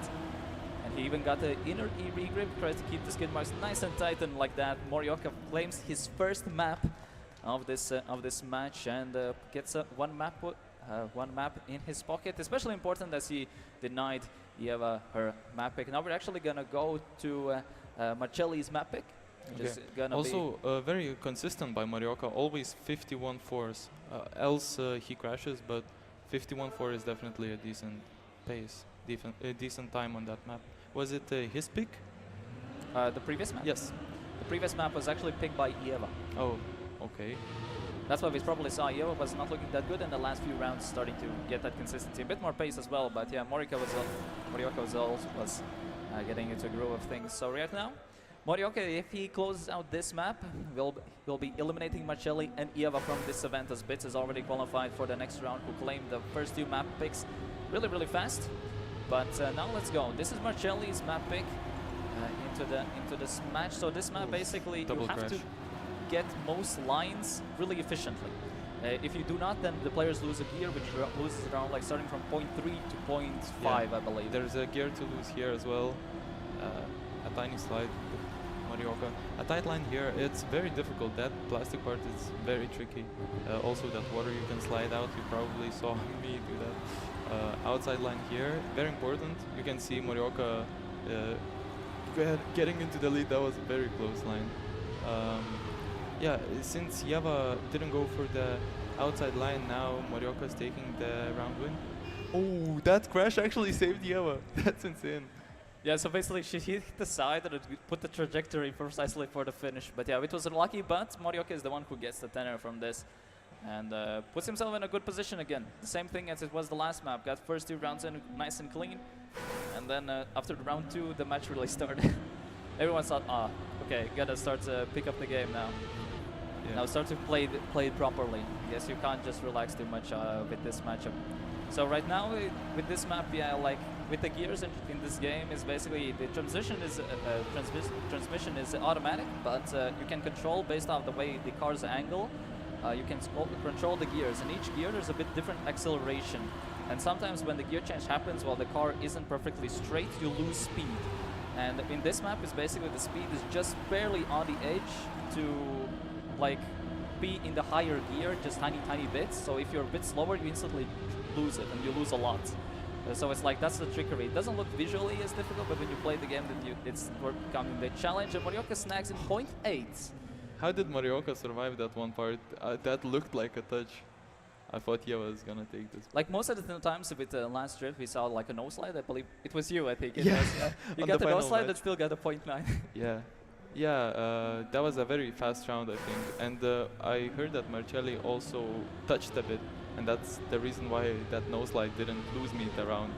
That was very unfortunate. I was surprised by that nose slide, to be honest. Never happened before. Yeah, the good old classic Fiesta round. So far everyone got nice and clean, especially in the very start, like that uphill. You drop the gear instantly if you don't get the exit perfect. Yep. So okay, you have a light touch. It's a relatively blind turn there, with especially with the camera 2 that she uses. So it's a bit harder to see. It's like on the feeling a bit compared to the camera 1 that some people use. So right now Morioka's in a really good space so far. He again goes for that really tight approach, but this seems to be working for him quite consistently. So Morioka now trying to get a bit more pace in. He uses the air time to initiate the auto slide and recorrect it. And it's going to be finishing with 0.8. 3 out of 3 rounds so far as Morioka now enters finalist. And already on 1 round win away to potentially eliminate Ieva and Marcelli from this event. Yeah, now it's really tough for the other players to get back into the game. They need 2 first places. Denying Morioka on this map, it's gonna be tough, and I know how mentally they're probably struggling to keep focus. Morioka is really good on those situations to keep cool, and that's why he's winning a lot of LAN events as well, in like Telia. He's really good at just driving the lines, but I of course jinx him because I'm the caster now, and he drops by 0.7, and now it's Marcelli also crashes. Now if Ieva crashes too, it actually could be a map win and a match win for Morioka, but he touches again, I think. I think the worst part was that he dropped the gear. So Ieva has a nice and clean round, good opportunity to deny Morioka the finalist, as Morioka currently is. Okay, yeah, it is now second. But yeah, Ieva just needs to get the ending safe, and 48 as well, relatively respectable as well, as she puts herself at 23 points, but she needs to get at least another round win for the finalist opportunity, while Morioka himself is just 1 round win away from eliminating both Ieva and Marcelli from this event. It's still not over. Morioka showed that he is able to crash as well on these situations, as I jinxed him. But I really hope that Ieva makes a comeback and wins 3 rounds in a row. That would be very good for the stream. So Morioka a bit of a slower start. Everyone gets the gear at the start. Ieva now actually getting away faster starts compared to the rest, compared to the Estonians. Missed the outside, probably dropped barely the gear. gets it, yeah. Tries to get a better exit speed. Has to oversteer instantly after that, but still maintains the position. Gets a really good exit out of the plastic part. Goes for really Morioka wide. goes Has to way too tight. oversteer it. Oh, never mind. Wait, Marcelli comes out of nowhere. Hello. Okay. So now Marcelli gets a bit more speed. Ieva's really close. So both of them are on the verge of denying unless we don't get a double mistake. He really sent it. It was really close to the wall, and Ieva gets the end properly. And Ieva with that enters finalist as well. Managed to use the opportunities that Morioka made as mistakes and start to put herself into also the finalist position to keep herself and Marcelli as well into the match yet. As now both Morioka and Ieva are in finalists, so if Look at Ieva that. wins... Yeah, look at Marcelli's points. It's so unfortunate. Even if he wins this match or like this round, he still is not finalist. Yeah, so right now, if Morioka wins, he eliminates both Ieva and Marcelli. If Ieva wins, we go to the next map, and Ieva has a map in her budget. So right now, it looks like a really tight line from Morioka, but he had to release, and he a bit lost the gear there at that part. Ieva is right now in a position. Marcelli DNF, so he's not even going to get the bonus point. So basically, it is going to be over unless there is a massive mistake from both of them. Ieva currently leading, trying to both keep her tournament life on the line, and same for Marcelli as well, probably. While Morioka needs to really full send it, gets away better inside line. He's optimized, getting closer. Ieva crashes it, and Ieva denies 48-7 as well. And Ieva actually clutches out the map win here and denies Morioka the finalist, so 2 attempts as well. As I was speaking, like Morioka, I thought he had it in his pocket, but Ieva with a comeback, 3 round wins in a row. I didn't expect that, but I'm of course happy for her. Yeah, like especially because Morioka was starting to play really good at the start, and then a couple of rounds, like the thing is what I've noticed with both Marcelli and Ieva, that they need like couple of rounds to get in the get used to the map, while Morioka can get directly in. That's why he can get the first 2 map wins in. And then starting from round 3 or on, so like everyone gets more used to it, and then it becomes like a bit all over the place. So it's all on either Morioka can use the opportunity that others can't get so used to the map so fast. But let's see what happens. So either if Ieva or Morioka win this map, they'll be well moving on to the next round and eliminating the rest. Marcelli meanwhile needs to win 2 maps. So either this one or next one. So essentially if we're gonna move on to the next map, Marcelli basically needs to win 1 more map. Yeah, and this is a map of Morioka, to be honest. He has insane time and he's pretty consistent here. So I wonder how the others are gonna try to beat him on this. It's definitely a good map for him. A close round though. Marcelli needs to lock in, needs to focus if he wants to go through to the upper bracket. Close round. Tiny mistake by Morioka. And 51-9. That's a decent time. Yeah, there was an interesting approach what happened with the Auris, the previous, the match. What happened? What was it? Morioka always went for a really, really low line. And he, due to that, bounced down from the sides, due to that, on the very, very curb inside. And it might be a bit faster, but it's like really, really risky, because like look like he has way less space to get into the finish properly due to that. And looks like, yeah, Ieva and Marcelli a bit slower start. Morioka gets the better opener with a more than 0.1 so far. So what happens if, for example, Marcelli wins this? Is it map 1 again? We're going to the next map. Yeah, and it's like rotating. Because okay, I see. Yes, so we're gonna go on the first map, which was a bit spin, and basically it rotates once again. So the 6 maps is the map. Oh, Big crash. Yeah, he really tried to use as much momentum as he could, but he clipped with the outer wheels with that and got flung to the side. So he respawned in that part. Looks like Marcelli as well with a mistake, and looks like Ieva has a good opportunity to get 10 free points for herself unless she misses the finish, which is fine. Okay.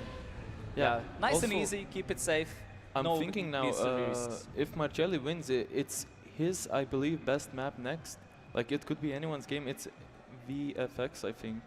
And Marcelli grinded that the most, I believe. He has like 0.2 as well, PB. Yeah, the Cup of the Day map, that was a couple days ago.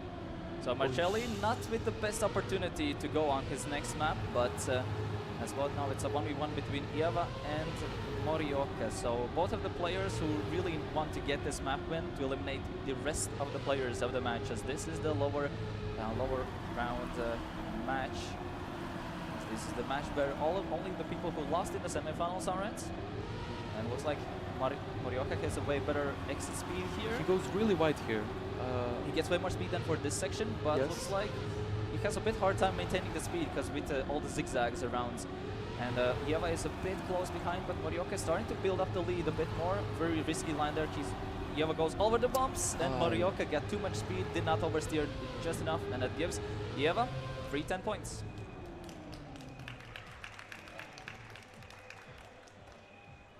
And Morioka is still only at 13 points. So Ieva is leading.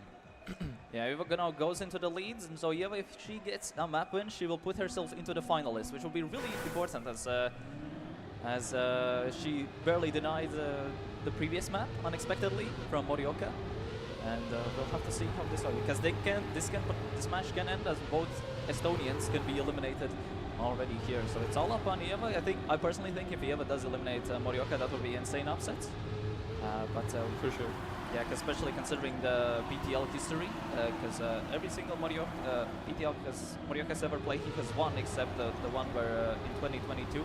But I was talking with Morioka, and he actually said that right now he's here just to socialize and talk with people. He's not here to win. So different maybe view on this mentality of this LAN event.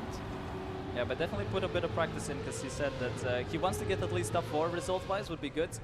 But for that he needs to get 2 more match wins in, yes. Yeah. So with that, Morioka does get secured at 10 points. Ieva only gets 3 from this round. And due to that, all players are from a round win away from entering finalist. Ieva is a top 2 away, so Ieva needs to get a top 2 to enter finalist, while both Estonians need a round win.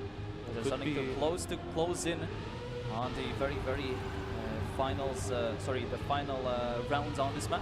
Could be another double finalist mode. By the way, this tight line is definitely very beneficial. It's I saw Morioka do it very consistently. 0.5 checkpoint here is not bad. You can go 0.1 faster, but it's a very big risk on the slide. A very close round right now, and it's a very important one as well. Two Estonians in the lead. They have very similar like color scheme on the skins, I noticed, and I don't know why Morioka is driving with the China skin. He always uses it. Ah, really? Yeah, like the ESWC one. But yeah, so far both Estonians really want to stay in the event as Morioka and Marcelli are currently taking the 1 and 2. Morioka gets the 10 points, Marcelli with the 5, and Ieva is 29, so she needed the top 2, and it didn't happen. So it looks like Morioka is now at the finalists. There's a round potential for Morioka. If he wins this one, he eliminates both Ieva and Marcelli out of the events and moves on to the next round. And if he doesn't, it's a triple finalist situation. Like, I kind of hope he doesn't win this, so it's even more tense and anyone's game. But let's see, it's a good start by everyone except Marcelli goes a bit wide. It's so difficult to get a good line there. A bit better here, more speed, he catches up. Almost like touched it. Do you notice like the different lines? Morioka exits the dirt way wider, goes wider here.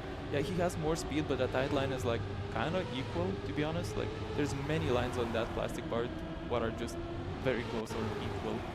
And Morioka leading, that's not good for the other players. Yeah, so if Morioka wins this round and finalizes it, would eliminate both Marcelli and Ieva, and he does it. Okay. So with that, Morioka moves on to the next round, eliminating Ieva and Marcelli to secure 7th and 8th positions in the BTL Winter 2025 season. And Estonia is still in the tournament. Yes. So actually the last time when Estonian hadn't made no Estonian made top 6 was in 2020. Okay. It was almost 5 years history potentially could have repeated, which hasn't. But yeah, thank you, Ziren, for joining for the stream.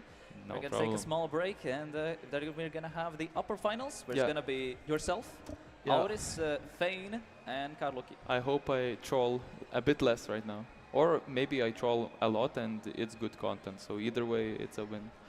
Anyways, thank you for having me. Yep.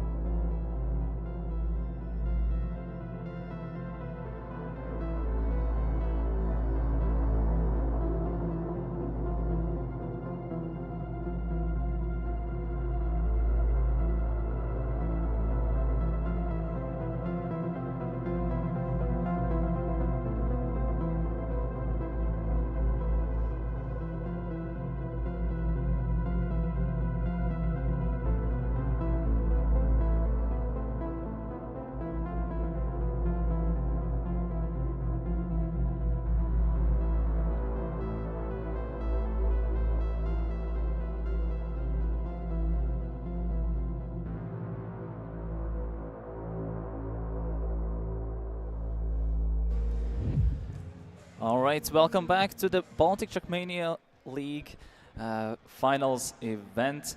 And this time we're going to have the upper finals between the three Lithuanians, Fein, Auris and Ziren, and the Latvian player Kar Luki, who is the only representative from Latvia at the playoffs for the BTL season. So we're going to start, so the way how the format works is we're going to play like a mini cup mode match per map.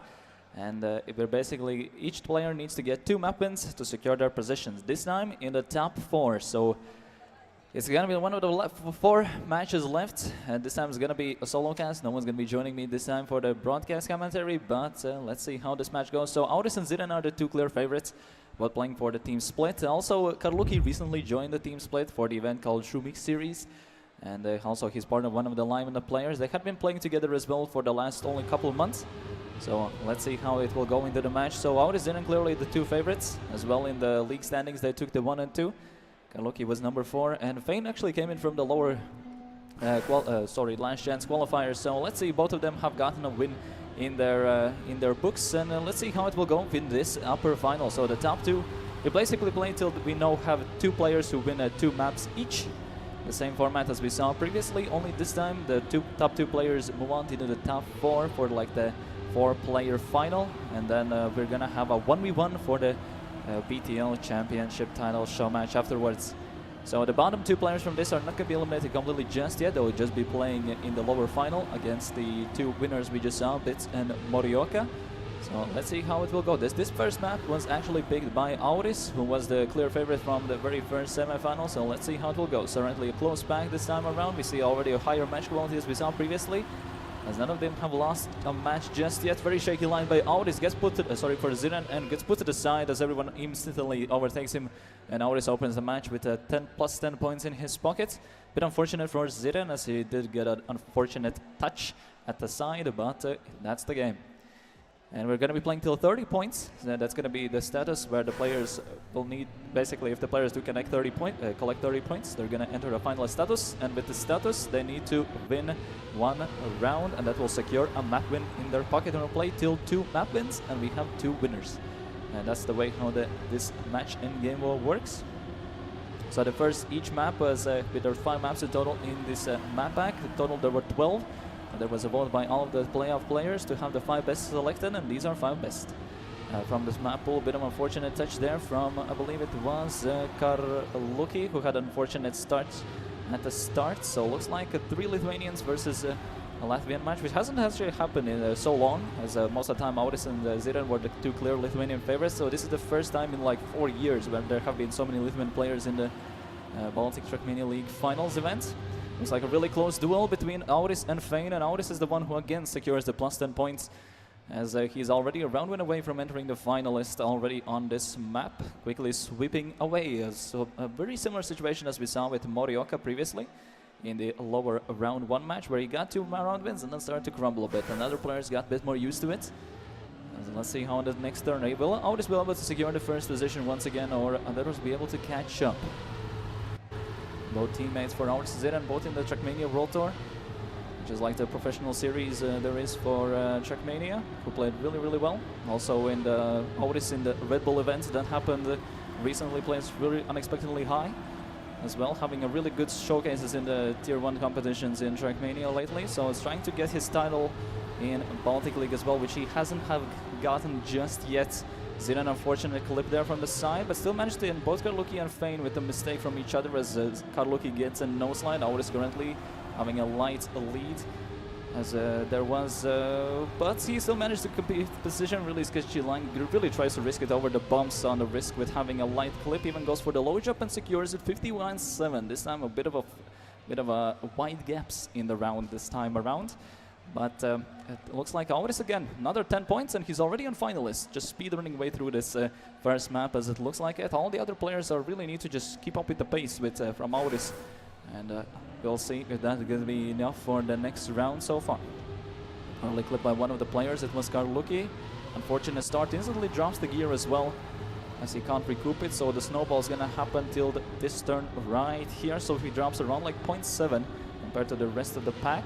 Zidan, Auris teammate from Splits, currently is trying to challenge him and deny him the position here, as all the rest of the players only have barely over 2 digits of points. So it's a lot of match that I need to catch up on this first map, as Zidan currently leading. Trying to deny his teammate the position so far. Auris as well, and he touches to the side. Auris as well gets a no slide. Instantly Karluki, just despite a mistake from the top and a mistake from Fane, just managed to just sneak into the first position for this round, denying Auris the possibility to get this first map win, as it looks like, yes, Karluki is going to be the one secures it, gets the first big 10 points hit him, And gonna be actually put the second so far on this map, but Auris still sits in finalist, so it's basically everyone else against Auris on this first map so far. As Auris is the one who really needs to get this map in. One mistake was enough, but since he got such a good start of the match, he has a lot of room for some mistakes to just get this map in, as none of them have even 20 points, which is needed to enter finalists themselves in case they get the match round win, as the points distribution is 10 points for first, 5 points for second, third, fourth, third, and 2 for last.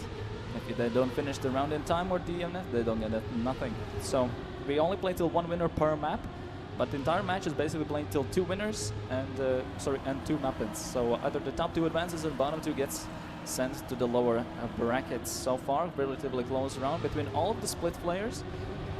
Vayne as well is really close behind them, and looks like Auris is really trying to get a bit more exit speed out of that line, as he's trying to get a light overtake over Ziren. Light recorrection, additional break time was needed, as they're basically equal. Karluki as well, close to the side, had a solid match from himself. Ziren almost touches it. Auris gets a way better entry on the line. Will he go for the low jump? Yes, he does. Almost clips the side and gets the 10 points and gets the first map win already, with just 5 rounds already played on the first map, as he just had 1 mistake and really swept this first map.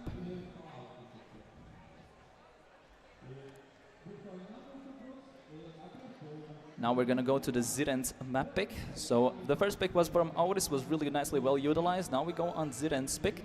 Actually, in the one of the first semifinals, Vayne was looking really good, as the old school competition style for Trackmania was tech-based style, which was just tarmac with just drifting, which most of the turns in this map are based on that, especially at the end part of the map. So something like turns like this, where you just have to initiate a drift and try to maintain the momentum through it. But there's also some dirt and grass sections where you just have to keep the gear properly, so you don't drop the gear and don't lose a lot of speed as the gear changes happen. So the main thing is trying to be really efficient on this map with the approaches. And there's gonna be like one section where there's gonna be like a sign placed, and it's like visually a really tight line, and most players were even down to keep it. Just because you can really risk that part and get more potential out of the map, just to create more gaps for competition. Vayne currently leading. Oh, they got both of that line really nicely. It's really hard to get it nice and clean. Ziren gets close to the inside line. Vayne is still maintaining one of the top positions. So this was Ziren's map pick, but Vayne is looking really solid on this map as well. Gets a nicer exit, he even got a bit more momentum. He got really efficient skid marks that got really inside line there. But Ziren gets way more exit speed with his approach. He has to recorrect himself so much. Where is Vayne? Vayne might come from the inside. It's gonna be really flat, and it's gonna be Vayne by 200, getting those 10 points and denying all of the split players the big points for this round. So S7 is actually a clan that has been since 2007 or something like that, and we have like both the modern and the old being represented here as well.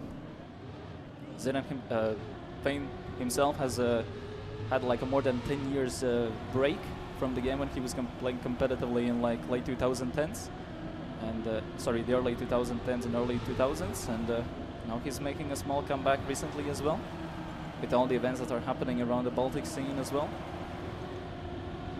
So Karluki a bit of a slower start, but only 0.2, so one small mistake and instantly some positions can change, as both Ziren did not get the line. Vayne clipped as well. Auris is the only one who survived the sign part, as it's like either you get the airtime and you fly out, or you go too much inside and you clip. So it's like a really tight approach, especially the more speed you have, the less space you have. So the faster you are, the harder it gets. Most like Auris this time is gonna get the easy 10 pointers, as there has been no major mistakes, but still 0.0, a really respectable time either way with the mistakes, trying to play it safe. And we'll see how it goes for the rest of it. So right now with the predictions so far, it's 87% for Auris as being as the favorite, 13% for Ziren, and only like 0.5% for Karluki and Vayne. So it's a pretty diverse, let's just say, the favorites are definitely clear for the top 2, but let's see what can happen, because match can play out either way, as we saw in one of the lower finals, where everyone is expecting Morioka to take the win, but in the end it was Bits making a unexpected upset. Let's see if the sign wins again or not, because last time it did take two sacrifices like that. Oh, so Karluki this time did not get the best line. Auris and Fane did survive it. Ziren doesn't have the best start, so it's a duel between the new and the old. As Fane tries to doesn't get the best dirt line. Auris does get it really efficiently from the outside. Gets a recorrection from the inside. Oh, great downhill there from Fane. Gets instantly grip and gets way more speed due to it. As both of them got a barely really inside line with that uphill, and a 52.9, a really respectable time there by Fane. And Fane, due to that, actually puts him in the lead on this map. This map was biked by Ziren, so looks like Ziren is definitely not having the best map so far, as he had 2 major mistakes, and we'll see how it goes. So far it's looking really solid for Fane, as I saw him getting a really good performance on one of the previous times when this map was played, so far a good repeat so far on this map. Early touch there by Karluki, definitely not having a great performance here. He had a decent consistency with 53.2s on his previous match, but looks like it's not enough here. Fane gets a really good insight. As I spoke with him as well, as soon as there's like the old school tech-like combinations, instantly he starts to gain. It doesn't matter what's the player, and looks like to be the case, as Ziren is trying to attack with inside line. Doesn't get as much exit speed as Fane. With the oversteer needed here, the speed equalizes it. Ziren gets a way better exit, but he had to oversteer, so he doesn't get the most exit speed out of it. Fane so far trying to get a bit more inside. Oh, that was a really risky line. Gets the bomb, gets the nose slide as well, gets pulled to the side due to that. And yeah, that's really unfortunate for Fane, as instantly all of the spit players just overtake it. And looks like, yeah, there was a keyboard DC, so we go on a quick pause as so he fixes it up. And that's sometimes, like, you know, stuff happens like that. Usually at LAN, so there's some things always having a bit of issues, but we'll see until he fixes it.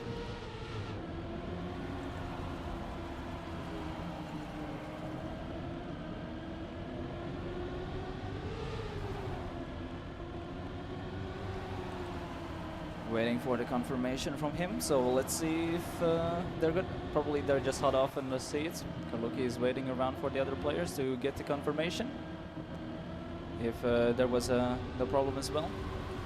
The round will not be replayed, but it will be continue with the scorelines, and then we can continue when they are ready. As they're having a bit of a warm-up round during the pause, so probably they just hot off, don't even notice it.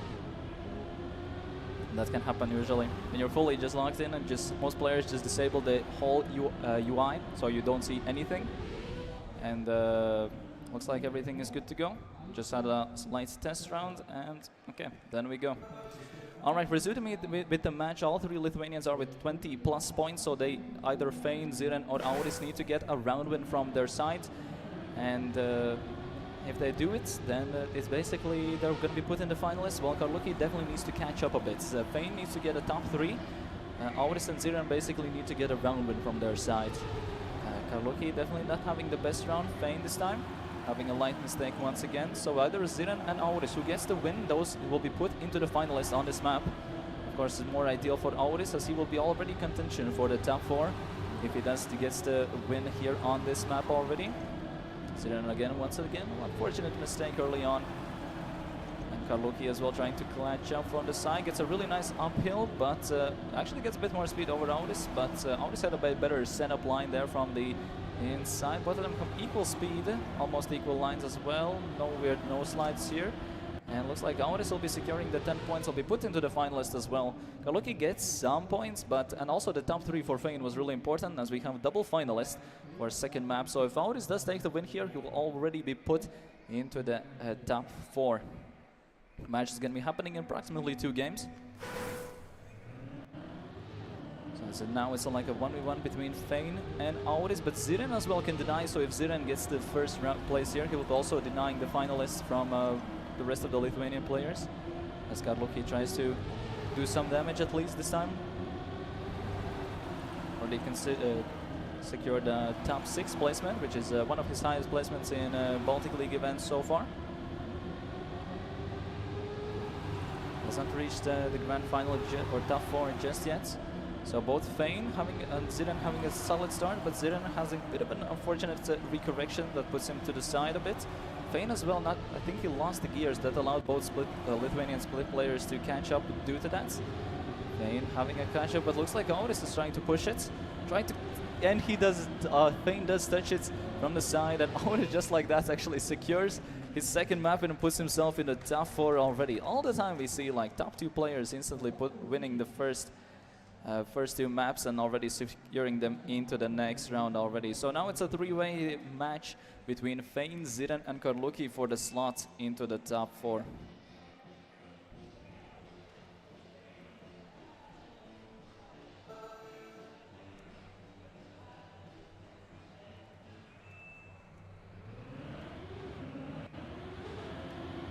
So OZAS was the favorite, and he managed to complete it, but we have one more slot left from this into the top 4 from this match. So the bottom 2 players from this will be playing against the winners when we saw from the lower brackets.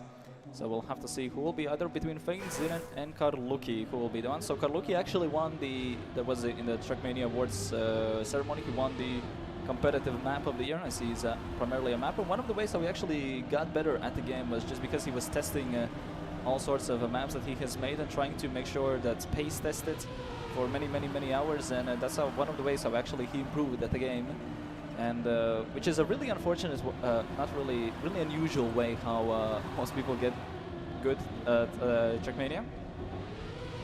So Ziren, for example, right now, lately has been training together with top players, and looks like, yeah, not the best turn from both split players, as Fane gets a pretty easy overtake for him.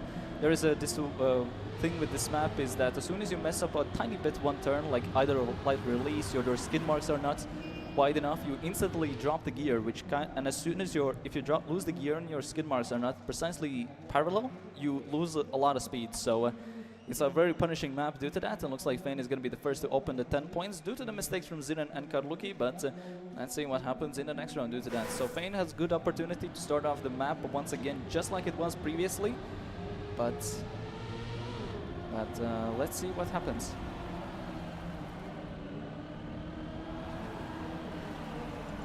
So Fane, none of them dropped the gear. Fane's line lead, only 0.0, but Ziren has a tiny bit more speed. Fane opted for a really inside line. It creates the setup for this turn a bit more difficult.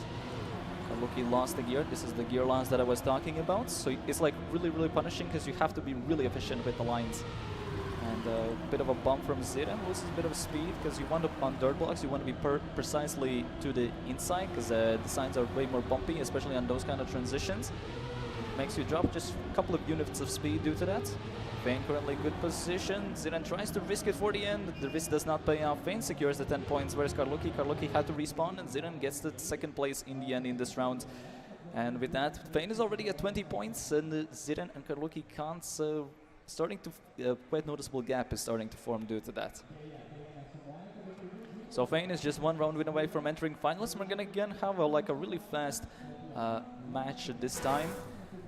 If he managed to continue like this, this could be, surprisingly, Fane could be one of the contenders for the top positions, as this is his first Baltic League appearance, as he used to play competitively like more than 10 years ago.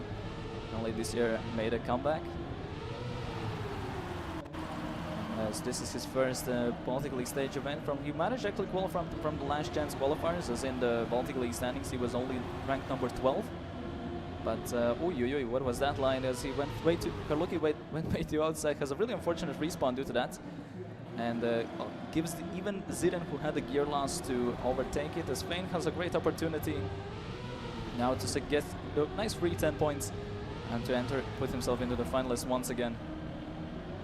With a 0.7 as well, 48.7. So the world record here is 48.3, and you have to be, for that 0.3, you have to be ridiculously efficient everywhere, and even for 0.7s, you have to be like really optimal for at least for like 8 out of 10 turns and transitions. So either way, from both players making mistakes, he still tried to go for the more efficient approach. And with that, Fane is already on finalist, and the rest of the positions have been very consistent. Ziren has been only with seconds, and Karluki only with thirds. So it's a great, due to that, a great opportunity for Fane to, in case of a mess up, he can still have multiple attempts on this map with the first few rounds that he had. As this map was actually not Fane's pick, this map was Karluki's pick. as he decided to go with this one during the pick phase. As Fane's map is actually the next one, as Ziren has a light, unfortunate cliff from the inside. And again, the same unfortunate respawn from Karluki, as again Ziren may have a mistake, and looks like Fane, unless he doesn't mess up anything, it will be a free map in for him. A bit of an anticlimactic way, but he tried to play consistent, tried to play it safe, and that was the way how it was important for this matchup. And just like that, Fane secures his first map win and is already in contention for the top 4 with that, as Ziren and Karluki definitely need to change up something. As the next map is gonna be Fane's pick, and we'll have to see how will that impact the next round due to that.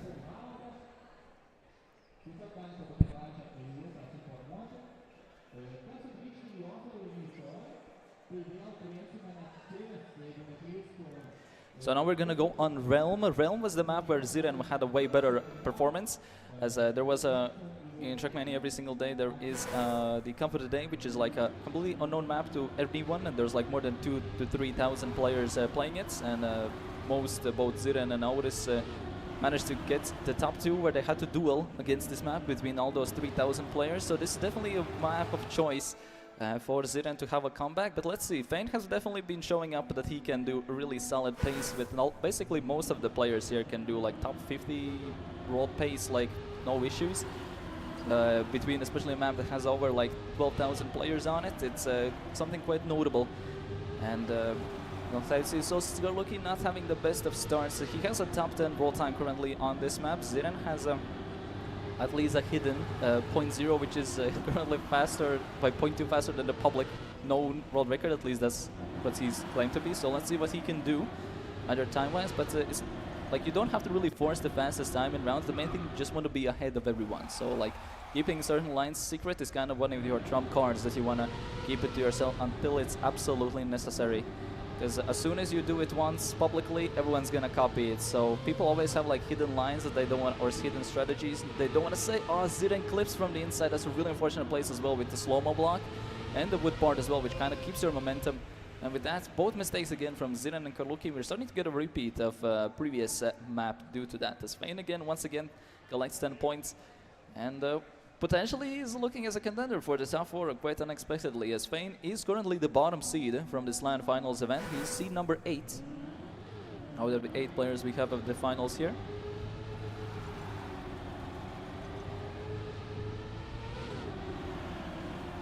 So having like already like securing himself in the top 6 is already an unexpected result, as both Marcelli and Ieva are currently eliminated from the event so far.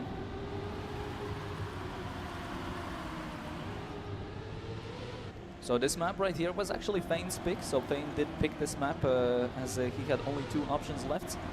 And looks like we'll see. Ziren definitely is the favorite on this map, as he managed to win the Cup of the Day event that happened a couple of days ago on this specific map in a quite dominant fashion together with Auris.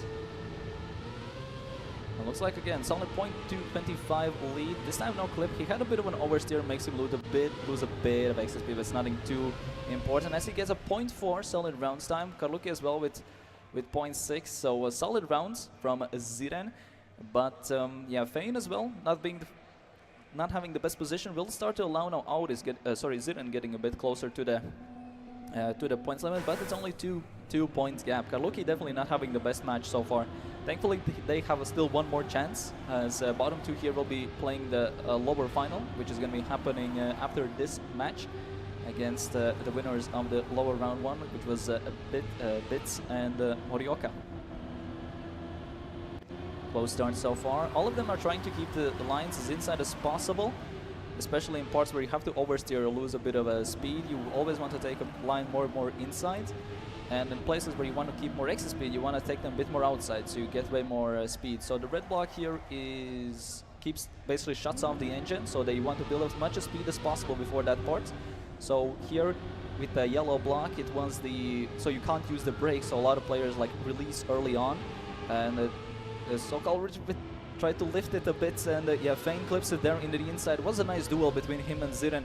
And Ziren does secure the 10 points here, puts himself at 25, which puts them in the top 2 already. But yeah, again, all the time, like not a clean round as we have seen previously. All the time, like the 10 points just come into connection with either two mistakes from the others, which is like very unusual, as like what we have noticed so far, like for the big points or the big 10 points is like you need to have really good pace, and all of them are essentially like risking every single line. Thus the mistakes start to happen, because while in the earlier rounds the pace wasn't as high, so everyone could be way more consistent. But now with this, then you really need to push it way more, and due to that, way more mistakes happen as they have to risk way more. As even light, like just doing a relatively consistent approach already loses them like 0.2 already, as we see in the start. Look, the unfortunate release. This is what I said with the momentum keeping with the reroll section. As both Ziren and Fein having a 1v1 so far at the top. Ziren has way more speed over the no-steered part. Get a bit of light oversteer from Ziren. Fein gets a bit more speed, but I don't think that should impact that much. And Ziren does get 10 points and put himself into the finalist status. While Fein is at least going to be 21 points, so if Fein does deny Ziren here, he will also put in the finalist. But now is, if Ziren wins the round now, he will secure the map win for himself. While it's going to be really important for him for the next maps, because Fein already has a map win in his pocket already from having a really dominant performance on the previous map. At the same time, we haven't seen much from Karluki so far. He had a solid performance here and there, but sadly hasn't had the best performances so far in some of these matches. Bit unfortunate bomb there from Karluki, but he actually gets really good speed as he gets to keep the gear. Get a bit of an oversteer there, doesn't get the best line approach with the angle. Oh, both of them crashed at the same part, and well, look what we said. Like, light, it's a really unfortunate place to crash as well, because there's a free wheel block, and so you have like no speed there at all. So it's like a really free route for Karluki due to that. And well, the finish time is 20 seconds, so they'll have just enough time to finish. But yeah, this has been a really lucky round for Karluki. Actually, 0.6 is not too bad of a time here as well. And Karluki finally gets the big points, and Fein doesn't get anything, and Ziren fails his first finalist attempt due to that. So now, Fein is now at 24, so even if he could have gotten second in that round, or like respawned a bit earlier, he could have potentially have gotten be in the range with top 2 placements, but now it's not enough, so he needs to get top 2 here now. Sorry, just first place now in this round. Has to deny Ziren, because Ziren needs to win just one round, and he secures the map win already. Karluki as well needs a top 2, but mainly he needs that Ziren does not win this round, so he can deny it potentially. So Karluki either wins, and potentially we go for another round, or Fein wins as well, and Ziren needs to lose, but at the same time Ziren needs to win this one, so he gets this map win on his side. So it's all about perspective on how each player is currently placed from this specific scenario. Ziren in a really good start so far, 0.3 ahead already. He got a lot of speed, so he has to lift here in this part way more. Gets a solid line as well. No awkward entry over the no-steer part. Jumps in the middle as well. I think this should be nice and easy unless something ridiculous happens at the end. Well, just like that, Ziren secures his first map win on his side, denying both Fein and Karluki their first map wins. And we have both Fein and Ziren now with the map win in their side. As now Karluki needs to get 2 map wins in a row to potentially deny the rest of the players from the match.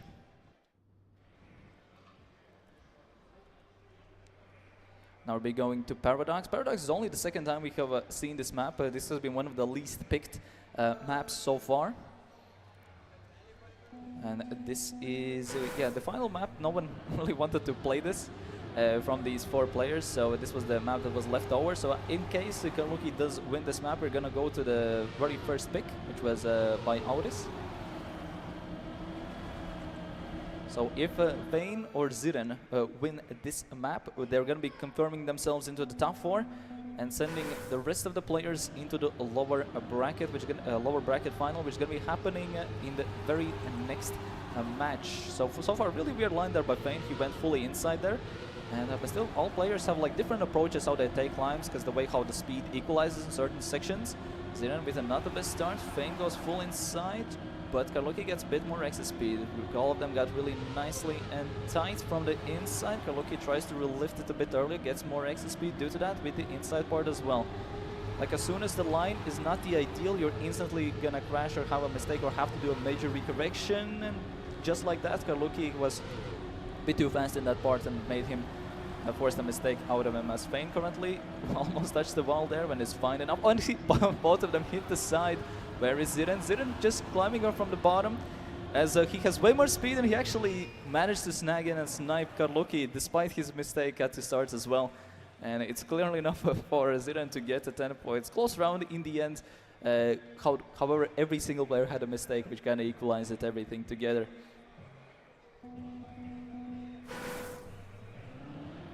So really lucky round there by Ziren so far. Now Karluki had a great opportunity. Yeah, Fane has a really interesting line there at the start. He takes it completely differently. It's actually a bit faster as it looks like it.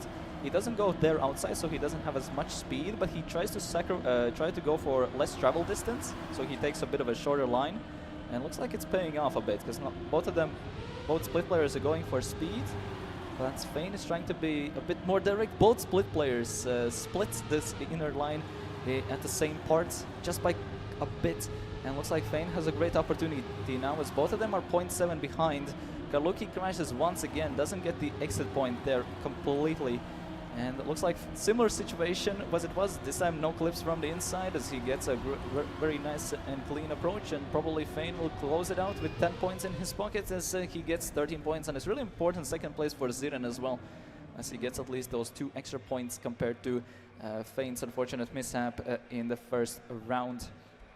So far both Lithuanians are in a good position to put themselves in the top 4. For context, there hasn't been well, Lithuania hasn't been doing that great in Baltic Trackmania leagues, but then OZAS and Ziren started to step up a bit, and during the last last events which happened last year in summer was won by Ziren.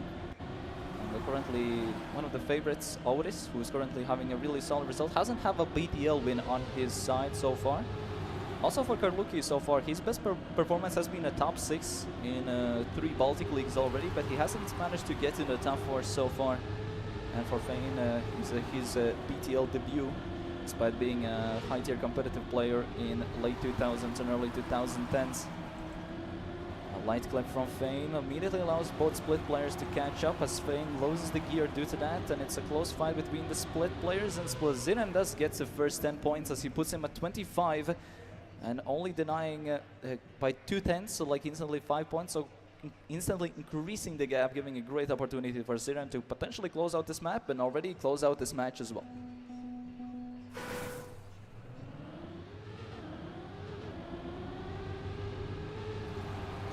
Yeah, Fane again with his inside line doesn't get the biggest amount of speed. The split player is getting a bit more comfortable with the outside lines. The more speed you have, the harder it's becoming to be a bit more precise. So either you take it a bit slower with the inside lines, but you have a way more consistent setup. But in the long term, if compared to someone who risks it, is it's a bit more. Because they drop like 0.15 so far. Both split players taking 1 and 2. Fane is a bit only 0.15 behind. Oh, really risky release. That was looked like he clipped and it was fine. But Ziren was the one with the clip. As Karluki now is of a good position to finally get his big points for this round, and it's really unfortunate for Ziren, as Ziren needed a top 2 in this round to secure finalists, and that one mistake kind of put him out of this round due to that. 51-2, solid round there from Karluki. Good pace, also 0.4 is not too shabby as well. The fastest time so far is 50.9, so he's only 0.3 off of what's currently the maximally possible on this map so far. So all players are in the 20 points, so if there is a situation where Ziren, let's say, Ziren just needs to finish, and either Fane and Karluki needs to get first. So second place here for Fane, and Karluki is not getting anything extra. He's a bit closing out the points limit. As I think the main thing is just trying to reduce the confidence for Ziren for his finalist attempts and try to get the bigger points for themselves.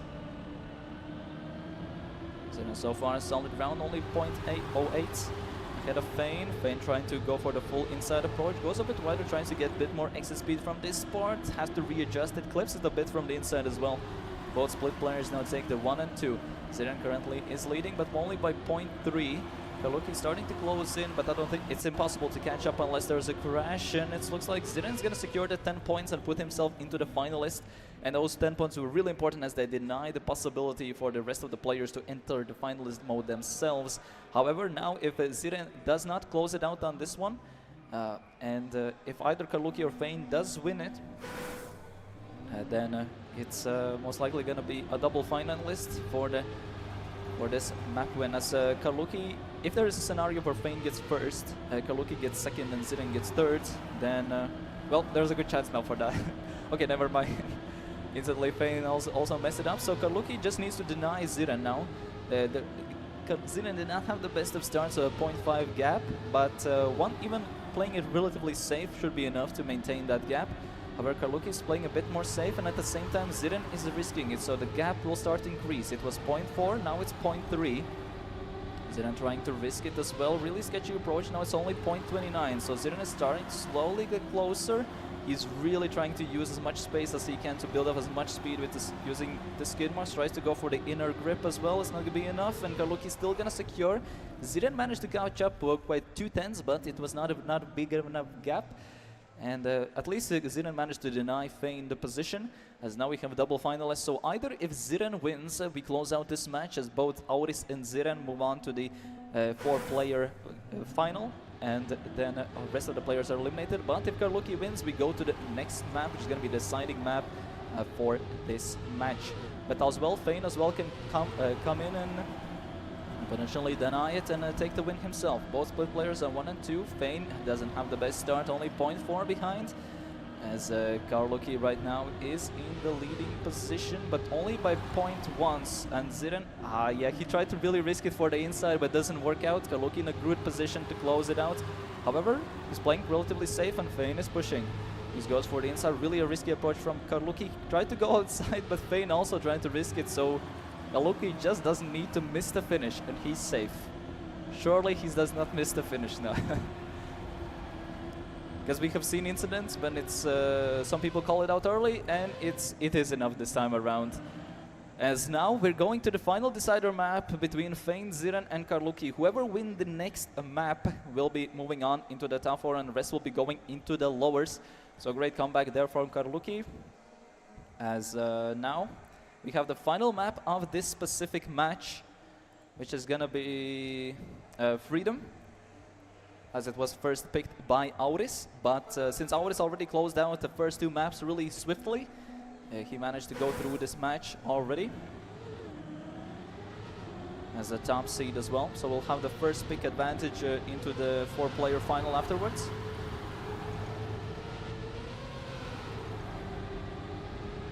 We saw most players be relatively close on this one. Ziren was definitely pace-wise the favorite here, but as they already have a bit of mixed match experience in this specific match, so they got a couple of rounds already to play here, especially with the previous map, so we could see way more faster pace. At the same time, with more pace comes more risk and potentially more mistakes as well. At the same time, we'll see what happens. Either they play more consistent or they try to risk it, because each round win is really important, as this is the final map for all 3 players here. So far, close round. Only Ziren is now a bit behind Kaluki, having a solid start. Fane really tried to abuse the skid mark widths, tried to get as much sufficient speed as possible. Ziren was really shaky there, managed to barely make it, so a good save there by Ziren, but it makes him drop 0.2, which is well still better than a basic crash. Fane currently leading. Kaluki really trying to abuse him. He even tries to use the clips inside to change his angle forcefully, and looks like Fane is going to secure the first 10 points. 51-8, not too shabby of a time as well. And both split players are getting denied here, but looks like Fane again has a solid opener as well for this match. We saw actually Fane with the most amount of first round wins per map. He always starts off solid and then starts to a bit crumble here and there, mainly because other players get more used to the map and become way more consistent, a bit more confident. With that, we see a bit more higher pace from the rest. It's actually fascinating how Fane always has a bit different start lines compared to the rest of the players. as most players usually copy what the world record does for the fastest line, but usually the case with competitive tournaments in Trackmania is that most people play in secret, do not reveal their lines or reveal their times, so they can do some mind games with the pick phases and like intentionally keep, let's say, hidden lines or hidden strategies for, let's say, the very finals of the event, which is a trend that does happen. Solid round so far. Ziren went for the riskier approach, almost hit the side, but it was not important for him as it was only 0.1 the difference between him and Fane in that specific round. As now Ziren starts to enter the game. Karluki is a bit again just grabbing the bottom positions now, but as the points lead is over 9 points already after the second round, but we have at least 3 more rounds left to go on this map, depending on how it goes, who takes first.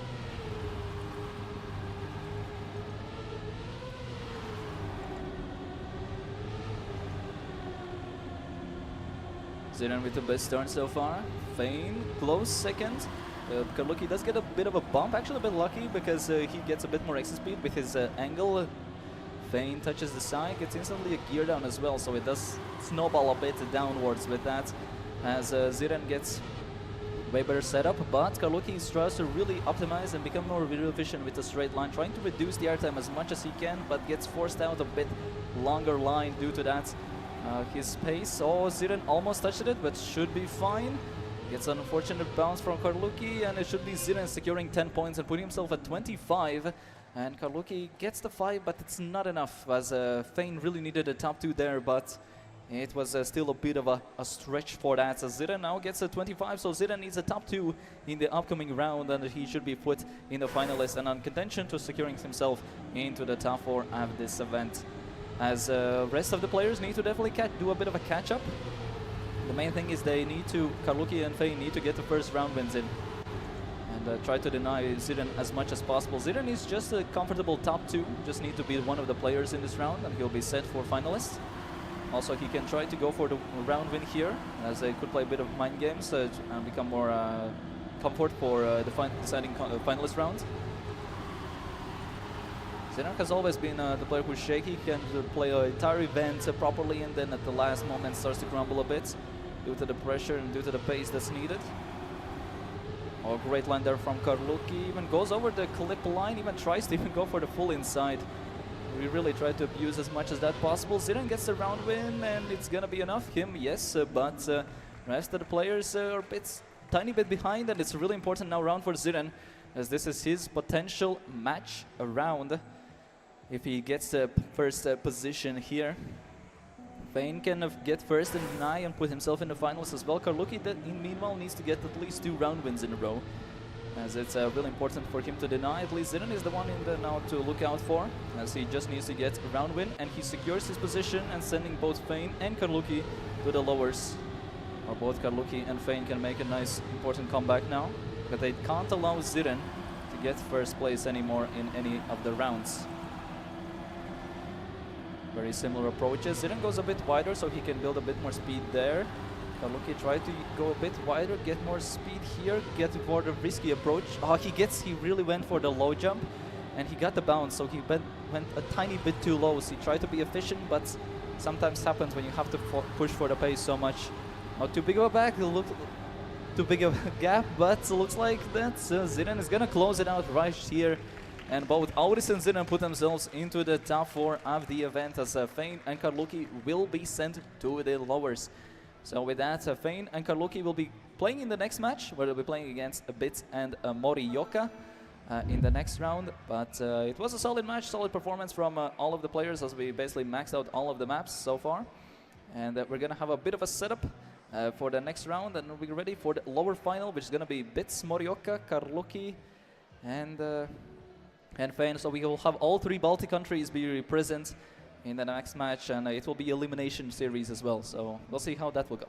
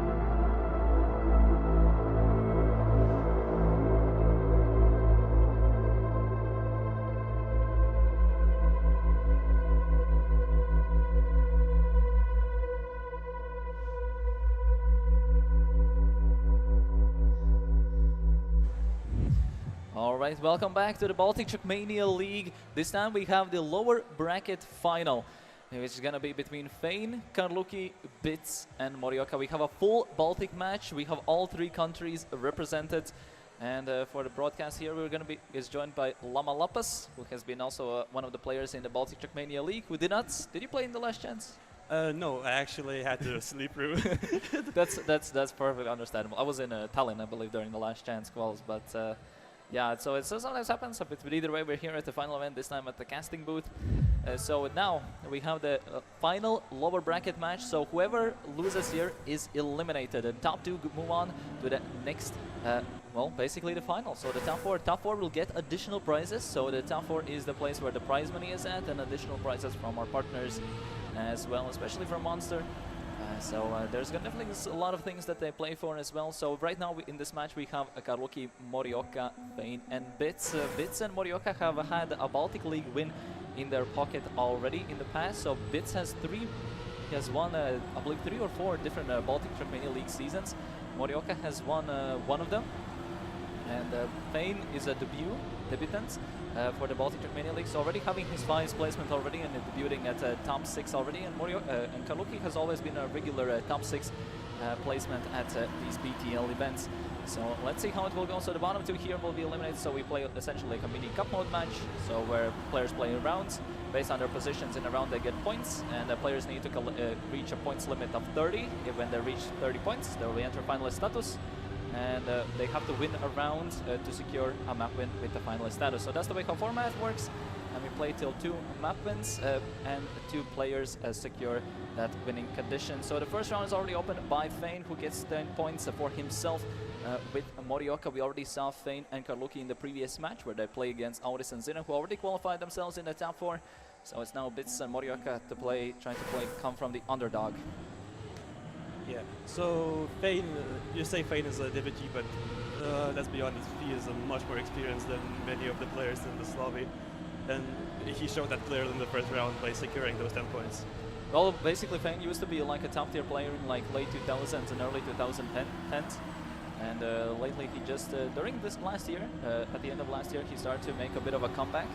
And has been playing some global events, and this is his first domestic event as well, and he especially one of the races he got inspired because due to the legislative activity we have with our local competitive scene in the Baltic states, 2 gear down mistakes there from Karluki and from Fane as well, Morioka as well, an early touch as well, as looks like this is going to be a great opportunity for Bits to snag some 10 points in the 48-7, actually solid times all the time. Fane and Bits both doing the 0.7s so far, so a solid at least the best round times are looking pretty solid. That's like the potential what the players can do, but you have to do it consistently to get the big points in, to put ourselves in the leading positions. One good round is not enough, you have to have a many, and sometimes also the peak time doesn't really matter too much. The main thing is just to be ahead of your opponents in that one specific round. So most players do try to practice these maps to become as efficient as possible, then they try to adapt themselves during the round.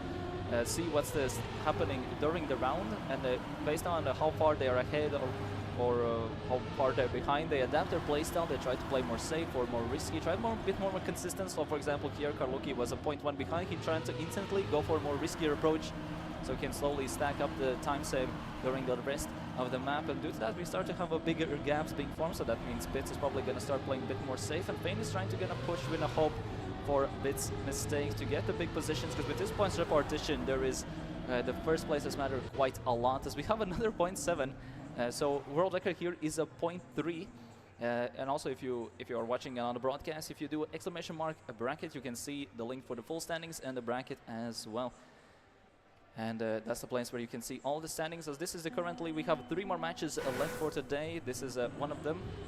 Then we'll have the final 4, and then from the final 4 we'll have the final deciding 1v1 to decide who is going to be the champion, as there's more than 400 euros of cash prize, plus many prizes as well for the top 4 players at this event.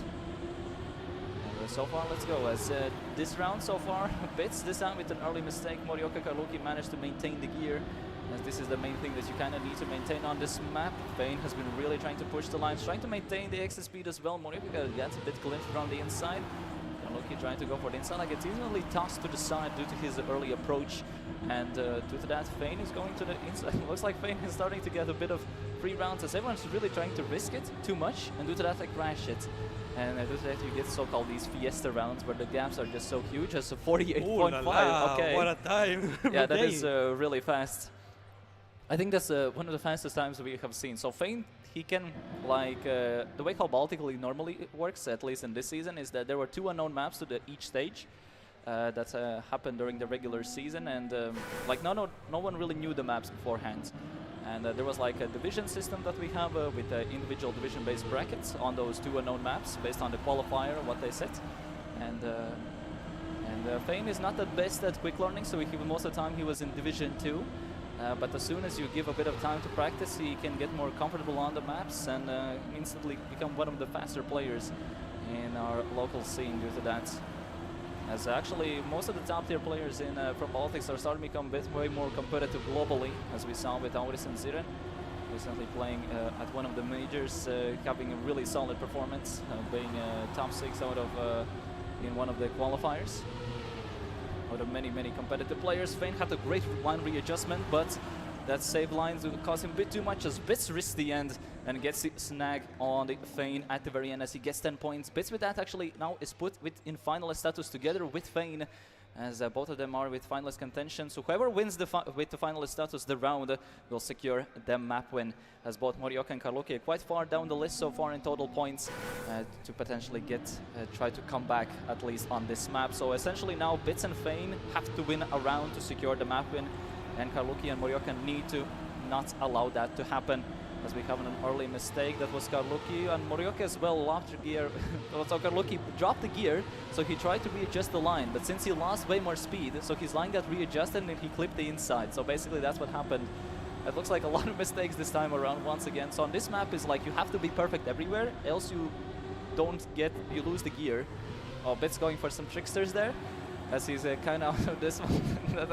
That's a weird way how the physics work there, but yeah, looks like Fane is the one keeping Bits DNF so far, and looks like Fane will be the easy grabbing his first map win already on this final. As he was in the upper finals, he was doing pretty good, and just like that, he closes out the first map and grabs a map win in himself already. Yeah, Fane is obviously known for his tech skills, and it's clearly displayed here. Obviously in the upper match he had a problem called Auris, who could basically beat him on any map, and he couldn't get those map wins that possibly could have helped him beat Ziren in the last match, but it's not the case this time. Well, now that was actually the first map was Fane's pick, so all the time, due to the way how seeding works, is it was based on the Baltic League placements throughout the regular season. And this time it's based on the previous match position. So since Fane got 3rd place in the upper finals, he gets the first pick. So that's why he got the first pick opportunity. This week now we go to map pick by Karluki, who also was in the upper. So this was Karluki's map pick of choice.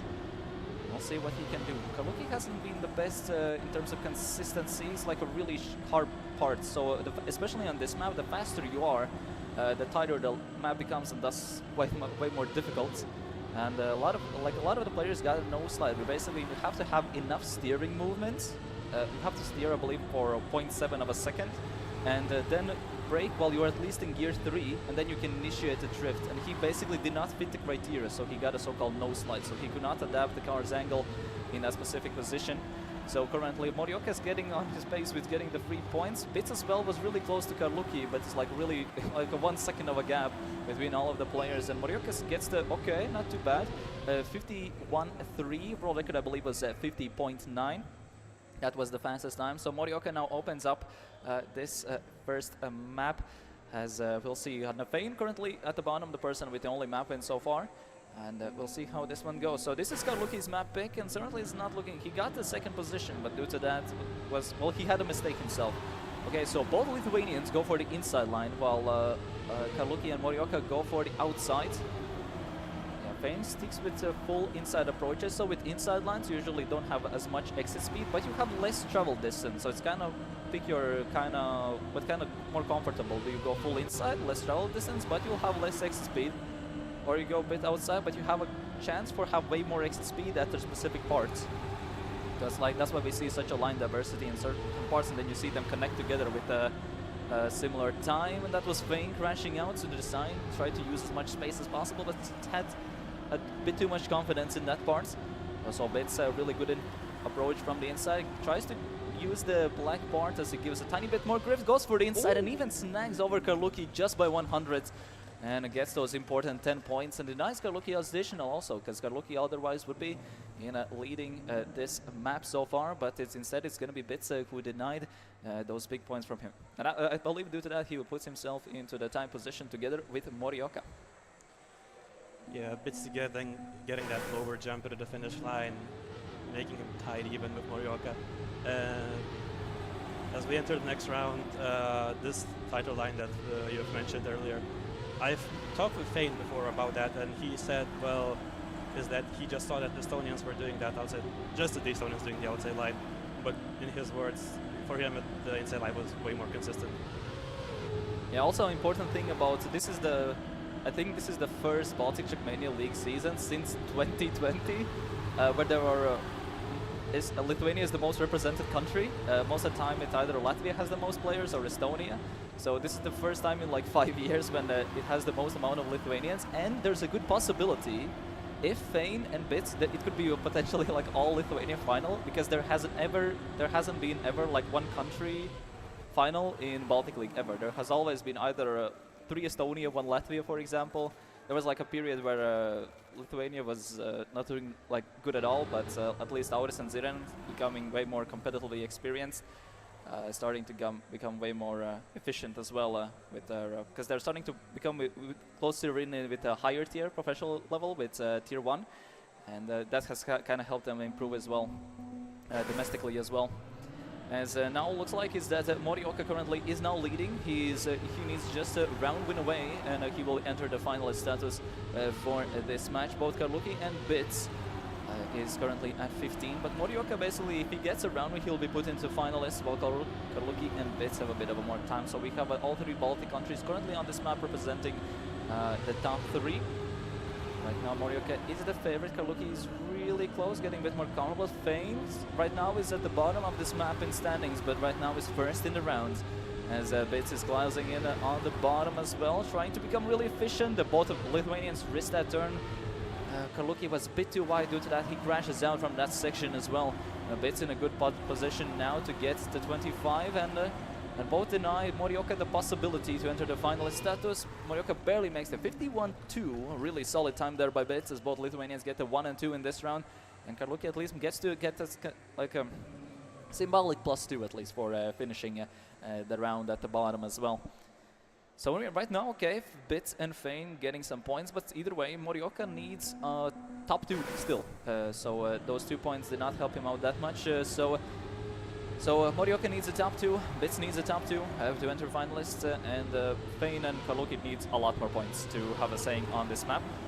So if Fane managed to make a comeback on this map, he already clears through to the top 4, but the rest still needs to play a bunch of more maps left. So right now, the match leader Fane is in the lead, but Morioka has such a sketchy line, but barely managed to survive. But since he went too outside, he had a longer travel distance. Due to that, Fane managed to run away a bit, and it looks like Fane is having a really solid start so far, having had a really insane performance as well. As he's going into the lead, Bits is starting to overtake Morioka as well. Karluki a bit outside, Fane having a solid time. I believe he will have a decent time as well. Yeah, 51-1, that's a low point one as well. So world record is a 50.9, which is by Ziren. So I believe this is like top 3-4 world, I believe. There were a bunch of players as well on this map, but yeah, with that, Bits enters now finalist status. So if Bits wins the round, he secures the map, while Morioka just needs to finish, and Fane needs a map win, and Karluki needs to just get points, basically. So Karluki is main person to deny, but Bits is the person to look out for. Bits needs to get the round win here, and he will secure this map, while rest of the players mainly just need to deny him for the first position. As the rest of the players really need those 10 points for the first position in a round. All Bits got a really nice entry there.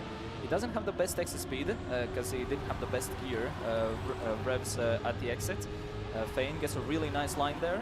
And Bits really tried to risk it, did not work out. Well, he's on finalist, so he has to risk for first either way. So Fane right now gets a lead. So for Fane, if he finishes, he also puts him finalist, and it's a really great position then for Fane. Morioka is catching up, and we have triple finalists now. So we have 3 players with the finalist status. Whoever wins, any of the players who win a round with the finalist status will be the one who will secure this map win. If Fane wins this one, he secures himself already in the top 4 already with just first 2 maps played. If it's Morioka or Bits, then we're gonna have way many more maps yet to play. Kaluki with the unfortunate clip there at the start, and it's both Lithuanians in 1 and 2. So this is gonna be the final round of this map, unless like an absolute fiesta happens somewhere in the middle or the end. Both Lithuanians fighting for the first position. Bits gets a way better exit line. He really tries to force it out, gets way more exit speed from it as well. Fane is still a bit behind, but just a tiny bit. Both of them got almost equal lines as well. Bit better setup here for Fane as he gets a way more inside line, so he will have a better exit here. But Bits had way more speed in that part. Light correction there. Fane tried to risk it for the middle approach, and it was not enough. A great position now here for Bits, so the match is not gonna end here as Fane is out. Bits lost the gear, so he loses the momentum due to that. Morioka catches us up, goes for the outside line, goes for the inside, and Bits manages to snag the map win with just 200s over Morioka. And with that, we have a Fane, both Lithuanians currently with 1 map win each. Man, what a comeback from Fane, being just 3 rounds ago being on 12 points, but driving an insane 0.1 and 0.2, which at least in the match setting, I believe today was one of the fastest times. I remember Zyran getting a 0.2 on this map as well. Not sure how that compares, but man, in the end, the map was Bits. So now we're gonna go by Realm, by Spec, and a Link. So this was one of the maps that was part of the Track of the Day system that's in the game. Basically the map was randomly selected from the main exchange, which is like the server structure we have for Trackmania for the map central. And yeah, basically this map ended up to be as the official one of the official events of the game. And it's also one of our maps because we had originally 12 maps for the Baltic Trackmania League stages, and there was a vote by all of the players to see which maps are selected for the finals event here. And this was one of them. And some players were already prepared when the Cup of the Day, but it was selected for the Cup of the Day, so some of them were a bit more prepared. Some intentionally refused to play it, so despite they knew, okay, this is a good potential for them to do good in the Cup of the Day event that happens every day. But some of them kind of went for it and did not want to leak their lines due to that. And we have both Lithuanians currently 1 and 2. Kaluki with the mishap. We saw 2 double mistakes previously on this round, just before the freewheel block. And it's like one of the crucial parts. You do not want to crash because it snowballs so much because you can't accelerate during that section. Almost like Bits is starting to have a solid match already. Definitely looking as one of the favorites. Both Lithuanians in general in a really good position so far, as they're both in a 1 and 2. As Bits now 0.5, not too shabby, not too shabby. I believe that's like a top 50 roll time, I believe, that he just did there. But I believe the fastest time we had when we had Ziren on the broadcast as well with the commentary, he said that he has a 0.0 or something like that. At least that's something I remember he said. Which is 0.2 faster than the global world records. Because most people for Trackmania tournaments, when you have a preparation behind them, play their times in secret, so they don't reveal the lines, they don't reveal the times, so they get an advantage and like a so-called they get into heads of opponents because they do not know what other people are capable of. And that's the fact that some people intentionally play them offline, where like in-game, it's like tracks anywhere where you play the maps, but if you rewrite it, or you, let's say, delete a tree somewhere in scenery, you can secure, it's validated as your own map, and you can hide the maps and hide the times just like that. And a lot of people use it for practice and to prepare for events. And yeah, Ziren has a 0.2 faster time than the public time, which has more than 20,000 players have played on it. And yeah, so it's like even 0.2 faster than like such a competitive map. It's ridiculous. And a really good round from everyone. 0.6s, 0.5s from everyone. Really solid round. And Fane is the one who gets the 10er here. And Morioka as well at least gets the top 5. But looks like, yeah, Fane is starting to get in a light lead. And we might see Fane maybe potentially appearing into the finals as well. Hopefully I don't jinx him here, but it's a solid start for him. Yeah, well, I want to just go back to that 0.0 time you've mentioned earlier. It just sounds something that you can only make up. There is no way, I cannot even comprehend what lines could have been taken. So basically for those crazy insane times, they're like super efficient everywhere. Like they try to use as much space like as possible and try to be as efficient with speed, efficient with approaches everywhere. So they're just really know what to doing in each section here. So let's see, we'll see people risking so much because that little corner there before that freewheel block is definitely has created a lot of upsets here. So far all players survived. All of them also have a really similar release point. Karluki trying to force for the inside line. Fane gets way more speed through the no-steer parts. So both Fane and Bits are basically really identical right now. So it should be too big of a difference, but Bits is the one that takes it. 0.53 and Fane with a 0.56. So really solid round for the top two positions. With that, Bits does secure at 23, and both Lithuanians are currently in the 20s with those points. As either if one of the Lithuanians get a round win, they're put in a finalist, and since both of them have a map win already, they will be already put in a potential qualification spot for the final four as well. Yeah, this could be a if either of them happens to win this map, we will have at least 3 Lithuanians guaranteed on the final, and maybe we can get a 4th one.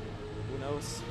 I mean, as I said, in the last 6 or 5 years of Baltic League, there has never been like one country in just dominating the top 4. All the time it has been really diverse. The last few editions has been every single country be represented in a final. So this might be one of the rare cases where that might not be the case, as both Morioka and Karluki are a bit struggling, but this time in this round Morioka is a bit more competitive to Fane, as Bits is now down the list as he's so far behind, so he might get additional points as Fane really needs the first round win, so to put himself into the finalist consideration. Great line there by Morioka. We'll see how this ends. Both of them have same exit speed, so it's all on approaches, and by 3,000s Fane barely holds on, and those 3,000s were super crucial as it puts him into the finalist status. So Fane now is in a position where he needs to win a round to secure his map win on already qualification for the top 4 as well. As in this event, the top 4 will be rewarded with cash prize and also with a bunch of prizes for our partners as well.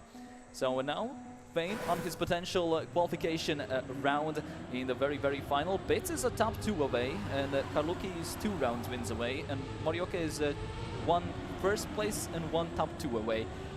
So it's either way, all players need to have those big positions, as you heard. So, but main thing is Fane to look out for. So Fane needs to win. If he wins this round, like none of the conditions of all players like matter, because it's basically all players against Fane currently. So it's a really close round so far. Morioka and Bits really identical with that approach. Fane is just tiny bit behind, only 1/10, and both Morioka and Bits have a bit more speed or different release points for the re-acceleration, because you can't brake during that section and you can't steer during this part. So it's really similar. All 3 players, Fane is the one to look out for. If Fane gets the first, then he is the winner. Oh, Bits crashed there. I have not seen a crash just yet. 0.3 as well by Morioka. That is, I believe, as he says, PB, and it's like, I believe, top 10 roll time or something like that, maybe top 15, which is ridiculous on a map that's played by more than 20,000 players. So really solid plays there by Morioka, and due to that, he denies important points as he now puts himself in a great position to enter finalist mode himself on this map. But Fane still on the finalist himself.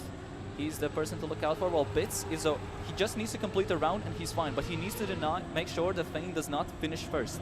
Morioka needs to get top 2 and he puts in finalist, but the same thing, he does not want that Fane finishes first. So it's literally all on Fane. Fane had such a good start of the map, but he needs to also secure it in the same position. Right now he's just a tiny bit ahead. All players are ridiculously close. Karluki as well is really close, just 0.1 behind. Karluki doesn't have the best speed, especially as he oversteer in the part while he has no acceleration. So really close between Fane and Bits. He doesn't get the best angle for the nose steer part, so will go more inside, but he has tiny bit more speed, but I think it should be enough for Bits to finish it off, as it's important because it denies Morioka the additional points to approach finalists, as now we have actually a situation where both Lithuanians are with 1 map win each, and both are in finalists, so whoever wins between the Lithuanians will be put in the final 4.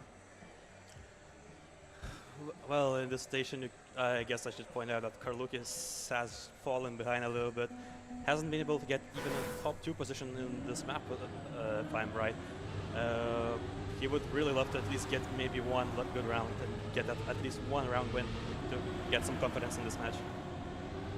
Yeah, we'll see what happens. So now both Lithuanians are for the 1v1, but Morioka for the upset. If Morioka wins this round, he will instantly be put in the finalists as well. And then we'll have a triple finalist situation for the map win on this map, as it's really crucial for Morioka now to deny. But now Karluki is the one who steps up on this map, as it could be a really crazy surprise if he does manage to step in here. So in case there's a situation where Karluki does get first, Morioka needs to get the top 3 to secure a finalist status for himself.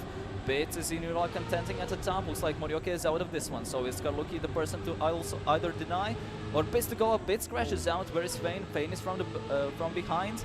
Karluki is the one who might snag the map win and deny both Lithuanians the chance and give the opportunity to Morioka as well. Bits crashed out way too much, so it might give it just barely enough points for Morioka to secure finalists. So now we have triple finalist situation on this map. Both Lithuanians on their match point and Morioka on his map point. Well, Karluki now is also a top 2 away. So if Karluki gets first now, we'll have quadruple finalists for the map win on Realm. And it looks like Karluki has heard my statements from last round. Maybe he can do it just one more time to insert a quadruple final station. And, you know, in those quadruple final stations or even triple final stations, it's just not always about who's the fastest. It's just a little bit of that luck element that comes into play, because you never know the tiniest mistake that can plague the other players. So let's see how does it go. We have triple finalists, so both Karluki is out of this one. So this is the final round on this map. Bits is out, Fane is as well. Really unfortunate part for them to crash, because it's on the place where they can't accelerate. So looks like Morioka might be pulling the upset unless something ridiculous happens at the very end. Bits is completely out of this round, probably mentally as well, burned out due to this these crashes. Same with mistake with Fane, and actually looks like it that Morioka will be securing this map win, denying both Lithuanians who were both double finalists, and a great advantage as well. And with that, Morioka denies the map win as well. And now we have 3 players with a map win each. And if you look at the time, the winning time this round was 0.6, which would usually be a little bit behind, because we've seen 0.4s, 0.5s win the rounds. But that's what I said about the luck element, and Morioka will gladly take this map win. So now let's see that the first map pick was picked by first map pick was done by Fane. Second one was done by Karluki. So and the third pick was by Bits. So this is now Morioka's map pick. So he managed to snag a win on Bits' map pick. So let's see maybe what he can do on his own. So Fane has been one of the best players here on this map, as it's very, very old school in the way how the map is structured. A lot of like old school based turns, mainly relying just doing basic drifts on the road surface, as it's not as dank as the previous one where you had like so many effect blocks going on. It's like so hard to even explain everything that's going on with the penalty surfaces, angles, and all that modern mapping meta. But yeah, let's see what happens here with on this more basic map. The main key part in this part is the sign. So a lot of players still wanted to keep the sign because you can fly out here easily. All of them get it. Karluki is the one who clips the sign, because you have like a really small spots to aim for it, and the more speed you have, the harder it is becoming to just go through that section while keeping good momentum. And at this space, you have to full send it every time. It looks like both Lithuanians are currently in 1 and 2. Both of them are also old school players, have been playing since like mid-2000s basically. And Fane went for the really inside line. Such a good round as well, both with the 52s as well. But it's the Bits is the one who comes out on top at this time, and with Fane securing the +5. So Bits now opens this map, which actually was Morioka's pick, and is in a better position now to put himself into the final. But I would say I really want to see Morioka. I personally want to see a really diverse final. But it's a good possibility that Bits and Fane can also get into it.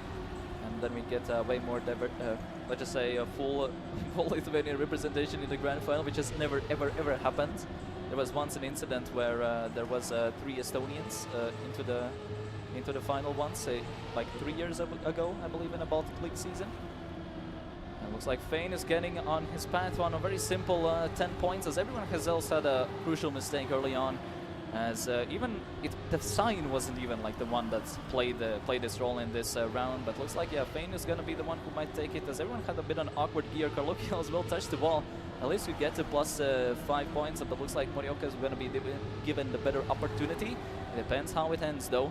So looks like will Karluki send it? Looks like both of them got an equal speed, 52.9. Really solid regu by Fane, getting those 52s. The world record here is by 0.5 by feed. And I believe what's potentially even possible on this map was a 52.4. That's like theoretical maximum if you do everything perfect. So that's like the best time. So the fastest time here from the players that we have is 52.5 as well. But I believe it was high 0.5. But doing that in rounds is ridiculous. In my opinion, 52 is already ridiculous in rounds. Because I think the fastest when I played was like 53 mid or something. So the fact they're like almost second faster is just shows how efficient they are in every single section. Especially with the release timings, trying to just utilize every single space. All of them got that same input, as you saw. All of them got the same approach because you have like no space in that part. Fane and Bits and Morioka trying to fight for those big 10 points, as Bits right now in a light lead, but it depends on how you approach this turn because of the exit parts and how much grip you can manage. All three of them got it, but Bits is in a light lead, but it's just a small one. Morioka gets a bit of airtime. Where did Fane go? Fane is just and also 52.7, 52.7, 0.3 from theoretical maximum as well. So it's 0.2 from world records and 0.3 from theoretical maximum. So Bits is starting to get in the groove of things. I believe that's the fastest time I have seen as well, because it was a low 0.7 and in a match. So it's a really swift pace there by Bits. Yeah, and of course you've mentioned that just getting 52 alone is an insane achievement, but that's, well, these players are simply insane, and the insane players can do insane things. Looks like now with 2 early mistakes, because as per Pro is down the pace, and that means you have to be perfect everywhere. Because all Bits, Fane now with the clip, and actually everyone tried to go for the perfect approaches after seeing that 0.7 probably. So everyone just tries to go there and just have like mishaps due to that. And actually Karluki is like with Stephen Bradbury incident at Sydney at the Olympics, where everyone messed up and climbs that in the first. So that's the round that we're currently seeing, but not in the last moment. That was early on, so Karluki can adapt and play it safe. Mr. Snagin will probably snag with the fastest time. But 53.2 is still really respectable, and looks like he might just try to maintain his pace while everyone was trying to just survive the round basically. And Fame is the one who gets the plus 5, but either way, that was a really important 10 points for Karluki. So now Bits and Fane is a round win away from entering finalists and potentially qualifying to the top 4, as Karluki is the one who is a bit behind, and Morioka is basically the same, but that round win for Karluki was important. Bits and Fane both touched, so both Morioka and Karluki are the ones who are behind. Really nice line there by Morioka, went even into the black bar in the middle, which is like ridiculously close to the wall of clipping. So that's how much space they're using, like just try to use as much space as possible. Almost did it. Morioka did clip the sign, but he got a bit fortunate with the angle that bounced out from it. So Karluki managed to catch up a bit. Looks like Morioka dropped the gear. Whoa. Yeah, looks like a light disconnect. So we're gonna pause. Oops, sorry. Looks like we're gonna pause it a bit and go on a bit of a tech break. Where we're going to sort out the situation.